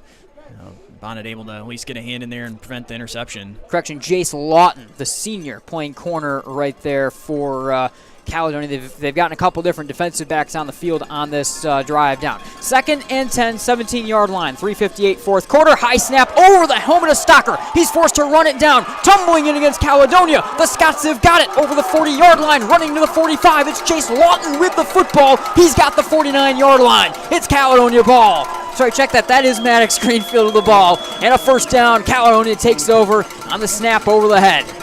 And that will do it with 3:49. Yeah, combination of Stocker trying to run before he had the snap and a snap over the head of the quarterback. Ended up going through his hands, and a free ball going down the field. Looked like Pennington for a while there was going to have a chance to try and scoop it and also just fall on it, and the ball ended up bouncing further Caledonia's way before eventually recovering the fumble. All right. Scots take over, own 49-yard line. They lead 35-14. Mason McKenzie runs in from the sideline with the call. So McKenzie relays the message. I wonder still with the injury, too, when we watched Townsend running for the call, how much the injury maybe was a factor in that as well earlier on, because it's McKenzie with the call this time. 3 receiver set, give to Brock Townsend. Up the gut, stutter step, and falls ahead to the 49-yard line for a gain of 2. Connexie on the tackle. 3:39 to go, fourth quarter, 35-14. Cal going to run the clock down. Their coaching staff in the box starting to clear out as well, even with 3.5 minutes to go right here, as they're trying to take it down and they're trying to take it to a regional championship. A dominant second half from the Scots, making some adjustments defensively, shutting out the Comets in the second half. Part of that due to the Grand Ledge losing the quarterback and having a rotation there between their 2nd and 3rd string as the injuries started to pile up. But the Caledonia defense also stepped up, made some plays. The offense continued to do what they do and be effective, put some points on the board. McKenzie from the gun, left hash mark, 2nd and 8 from the plus 49-yard line. Give to Townsend, left side, outside the numbers, 45. Burst to speed over the 40 and spins out of bounds to the 38. Good run, Townsend. Moves the chains. Foreman on the tackle. 2:54 fourth quarter. Clock does stop there with the out-of-bounds run, but it's inside the 40 for Cal, already with that 3-score lead. Townsend adding to his already impressive day, over 140 rushing yards now. As he had a big first half, had 100-plus rushing yards at halftime, and has added that total here late in the second. Caledonia lost the regional championship game a year ago to Traverse City Central. They go to work 1st and 10 from the 38-yard line. McKenzie from the gun. They go back to the split-back formation. Heron offset left hip. Townsend offset right hip. Snap to McKenzie. Give to Townsend up the gut. Breaking over the 35. Burst of speed. Cut by a man 30. Left sideline 20. 15-10. 5-yard line. Touchdown, Brock Townsend. Putting it away with another TD run from the junior. He's had one of the best games of his career when he really needed it in a regional championship game. 2:45 fourth quarter, 41-14 Caledonia. Yeah, the run game for Caledonia can really wear on a team when they've got multiple guys like McKenzie and Townsend that can run the football, and they just continue to hit you. You can tell the Comets late in this game just a little bit tired. They've got lots of guys that play both ways, going up and down the field, offense and defense, and that's going to wear on you as the game goes along, as well with the physical nature this Caledonia team plays with. This would be the first regional championship for Caledonia since 2012. They beat Mattawan that year. Snap down, Vogler, right leg through the ball, extra point, good. 42-14, Caledonia over Grand Ledge. The Scots are on their way to the state semifinal. They will see Clarkston in that one 1 week from now. We'll have it right back here on Game Night on Michigan Sports Radio. We'll be right back. Can you name the 10 winners of the Nobel Peace Prize or the last 5 Miss Americas? The point is the applause dies and the achievements are forgotten. But can you name 3 friends who helped you through tough times or teachers who encouraged you in school? We remember those who make a difference in our lives. I'm Randy Hansen, president of Centennial Securities. What matters to us are the personal relationships we have with our clients, helping them build a secure financial future. As a Centennial Securities customer, you know what I mean. If you're not, isn't it about time? Member SIPC and FINRA. Daniel the deer danced everywhere. He pranced through fields and jigged through rivers. Then he saw it. What a stage! A place no deer had dared dance before. The hood of a brand new car. Hey, my car! And the car was covered, thanks to Farmers Insurance. Deer Dance Floor, December 1st, 2014. Talk to a farmer's agent. We know a thing or two because we've seen a thing or two. We are farmers. Bum, bum, bum, bum, bum, bum. Contact the Scott Bates Agency today, 616-531-3441. A proud supporter of MichiganGameNight.com. Welcome back, Nate Dreyer, Chandler Timmer with you. 2:45 fourth quarter, 42-14 Caledonia over Grand Ledge. The Scots are going to be regional champions for the first time in a decade. A couple times the ball blew off the tee, so now it's going to be held down for Vogler, who angles it into the end zone, and Grand Ledge takes back over. 2:45 for the Comets. They'll try to maybe put points on the board one final time for their season right here. There were points, Chandler, in the first half where Grand Ledge even maybe seemed to have the advantage. Of course, coming out of the halftime break, they were driving with the ball, the chance to tie it, but Caledonia down the stretch has locked this thing up and have shut them out in the second half as well. Coach Pennington's team looks ready to roll heading into Clarkston next week. Yeah, it was a pretty solid first half for the Comets. They were right in this thing, and then just the energy, and of course you're going to lose a big playmaker when Shawn Foster goes down, and they've just been scrambling trying to make something happen from there. Snap here to another quarterback they're going to use. This is Ben McDiarmid, the junior. Handoff right side to Foreman. He'll run it over the 30 to the 34-yard line. That moves the change for the first down. So Ben McDiarmid, the junior, now in as they are rotating through quarterbacks. And this is the first time we've seen them use a junior. So this likely is going to be the future of the Grand Ledge program, potentially at quarterback right now. They also bring Cooper Parks, the freshman, in to play tailback. So Parks offset the hip of McDiarmid with 2:17 and less in the fourth quarter. 1st and 10 from their own 34, down 4 scores. Give to Parks, wrapped up in the backfield. Cal, by the way, also has their second and third string in on the defensive side of the ball right now. So this one wrapped up. And Caledonia, it's been a decade. They beat Mattawan, like I just said, back in 2012 for a regional championship. They lost in the semifinal that year, of course. 2005 state champions for the Scots, who the last time they went all the way. Give to Parks right side. He's shoelace tackled at the 40-yard line and twisted on down. Wysocki on the tackle, the junior defensive back and outside linebacker. Final 90 seconds, fourth quarter, 42-14. Kind of a slow finish to this one, despite kind of all the action that we had throughout this game. Just Caledonia choked this one away. They played, I think, if you talk to the coaching staff and Coach Pennington how they wanted this game to go down the stretch, I think you could have probably drawn up exactly how they wanted the second half to go. Give to the tailback Foreman. He gets blown up right at the line of game, though, and he will get the 44-yard line after a gain of a couple yards up the gut right there, and the drive continues on through. Another Wysocki tackle for Caledonia again right there. So McDiarmid, the junior, now operating the offense. They go back, 4 receiver set, tailback Foreman to the right hip, 1st and 10 from the 44-yard line. Final 50 seconds of this one. Snap to McDiarmid, high, he'll run it right side at the 40, outside the numbers to the 45, and he gets 1 yard to the 44-yard line before he's blown up right there. That's a gain of 2 in total on the keeper, and the fans are starting to head towards the exits for both sides. We go inside, 30 seconds to go. Let's see if Grand Ledge decides to run a play again, or if we can finally make the call officially that Caledonia is on their way.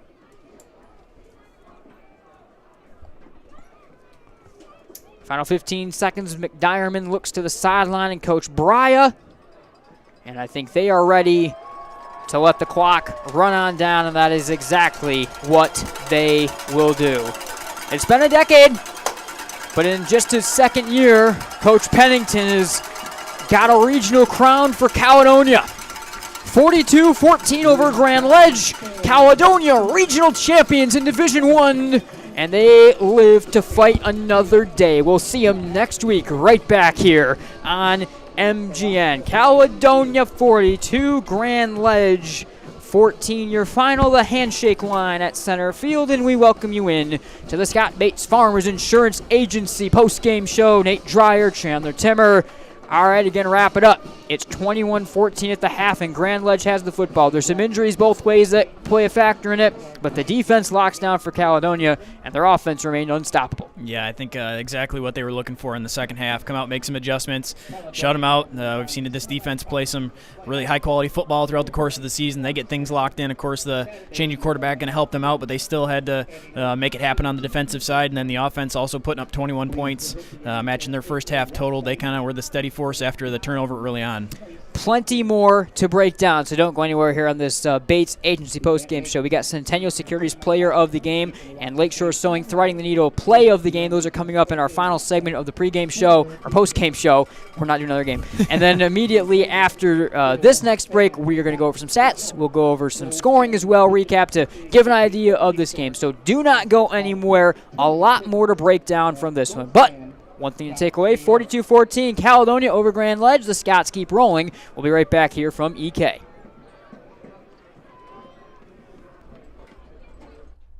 Hello, West Michigan sports fans. I am Mark Kimball. I'm president of the Grand Rapids Sports Hall of Fame. This is our 50th year, and in our 50th year, we like to sit around and chat about all the great things that have happened in the world of sports in our community.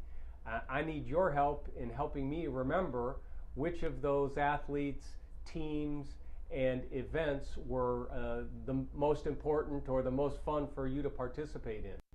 We're running a series of surveys that are asking for your input in identifying your favorite sporting event over the last 50 years.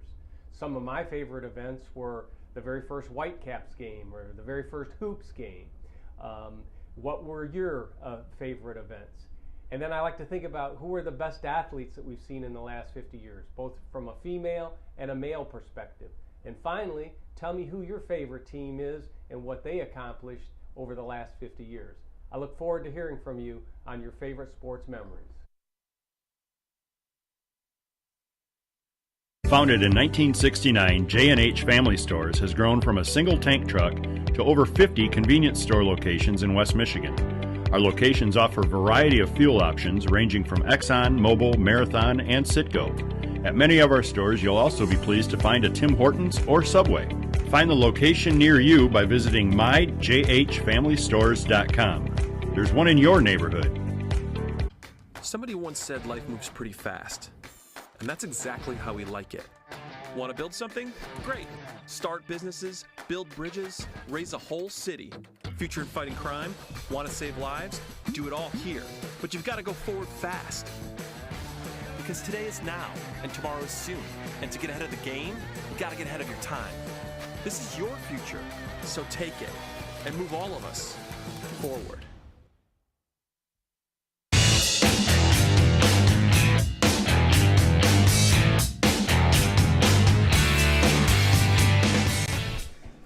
Welcome back, Nate Dreyer, Chandler Timmer with you here on Game Night on Michigan Sports Radio and our Bates Agency post-game show. All right, a lot to break down from this one, 42-14. So again, 21-14 at the half. I'll give you your quick scoring recap from this one. Caledonia, all the scoring. Mason McKenzie, a pair of TD runs in the second half. Brock Townsend also added what was his second TD run of the game as well to help close things out 42-14. So that's all we had in that regard. Take us through some stats, Chandler. All right, yeah, we'll start on the Grand Ledge side of things. Foster, through the air, had 62 yards and 90 yards on the ground before he had to exit the game early, was putting up some big numbers prior to that. Stocker came in. He had 40 yards on the ground, 91 through the air. Also on the ground for Grand Ledge, Foreman 33, Bonnet 16, Parks was 7 there towards the end. And the receiving stats, Bonnet 15 yards. Connexie led receivers for Grand Ledge with 91, Williams with 39, and Selby with 8. Over to Caledonia, Mason McKenzie through the air 124 yards and over 100 yards on the ground as well, 103. Townsend led the Scots in terms of total yards, in terms of rushing yards, I should say, 181 yards. Heron with 2 carries for 9. And didn't have to go to the air a whole lot, but the receiving stats for Caledonia: Reed 1 for 28, Pennington 3 for 57, and Graham 1 for 39. All right, we'll have a lot more to break down. Still, we're going to have to take one more quick break before we hand out some awards, but right before we take it off, I mean, you just kind of set up how this team's playing. Like I said, I don't think there's a way that Coach Pennington could have drawn this up to go much better than how this one went, Chandler. I mean, the defense so good in the second half. The offense really did what they wanted to do the whole time, move the ball well. You know, even with some injuries up front, some injuries to McKenzie, they continue to roll. I mean, a trip to Ford Field remains very, very much potentially there for this team. Of course, you even have to see some quarterback injuries and what's going on at Clarkston as well for next week's matchup that we'll have as well. It's all starting to line up right now for the Scots, I think. Yeah, things are looking pretty good. And I mean, the way that they play in the powerful physical run style that they have, it just wears on teams. You can see Grand Ledge hung in there for a while, shut down the run game a little bit early on, but the more it goes on, and when you've got multiple guys that can run the football like McKenzie and Townsend, and when they're both healthy, it's tough for an opposing team to stop. All right. A lot more to break down. Don't go anywhere, including our awards. That's actually all we really have left to do on the other side of this. We'll be right back here on the Bates Agency post-game show here on Game Night. And let's take a look. The sinister cries haunted Mary through the night.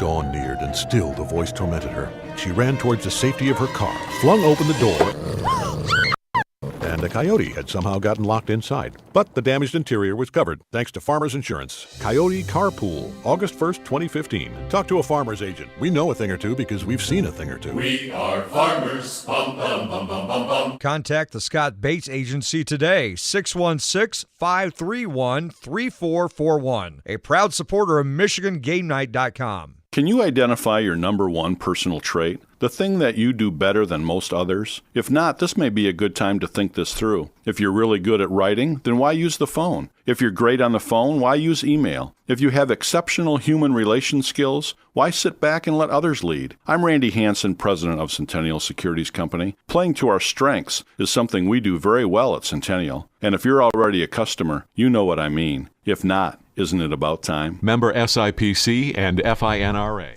All right, welcome back one last time. Nate Dreyer, Chandler Timmer with you here on the Scott Bates Farmers Insurance Agency post-game show. 42-14 Grand Ledge over Caledonia. Let's hand out some awards. Let's start with our Lakeshore Sewing Threading the Needle play of the game. I mean, really, Chandler, not a whole bunch to look at in terms of big plays from this one. I guess the one that ultimately was the score that put Caledonia ahead for good was their lone passing play.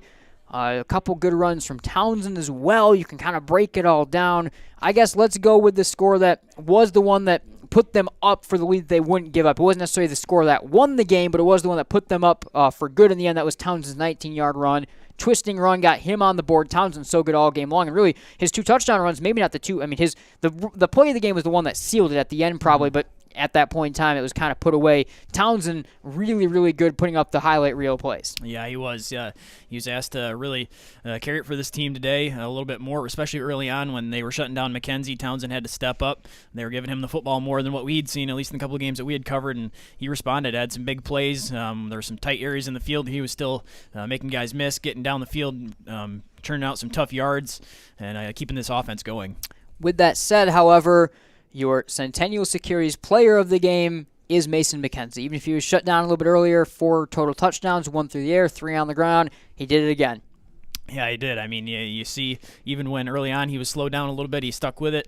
Townsend, as we just talked about, helped him. He's another strong candidate for player of the game, but I think McKenzie is right there again. I mean, when he has it all working, you see throw down the field, and they've got the deep vertical attack. He can put the ball on the money down the field, and he's, of course, going to run the football, and was effective as he always is running the football. So you kind of see the full package, and the further that this Cal team goes, they're going to continue to need performances like that from Mason McKenzie, like we've seen from him all year long.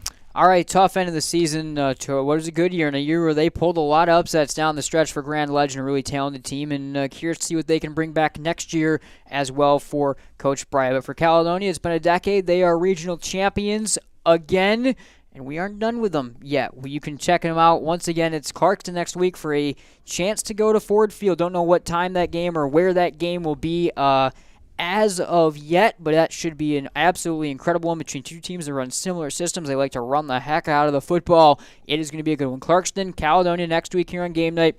Check us out on social media at MI Game Night on Twitter, Facebook, Instagram, YouTube, wherever you may find us on our website, of course, MichiganGameNight.com or MichiganSportsRadio.com/MGN. We'll have the details on when the game is, where we are, but we've got it. Clarkston, Caledonia. We'll see if the Scots can move on to the state championship game then.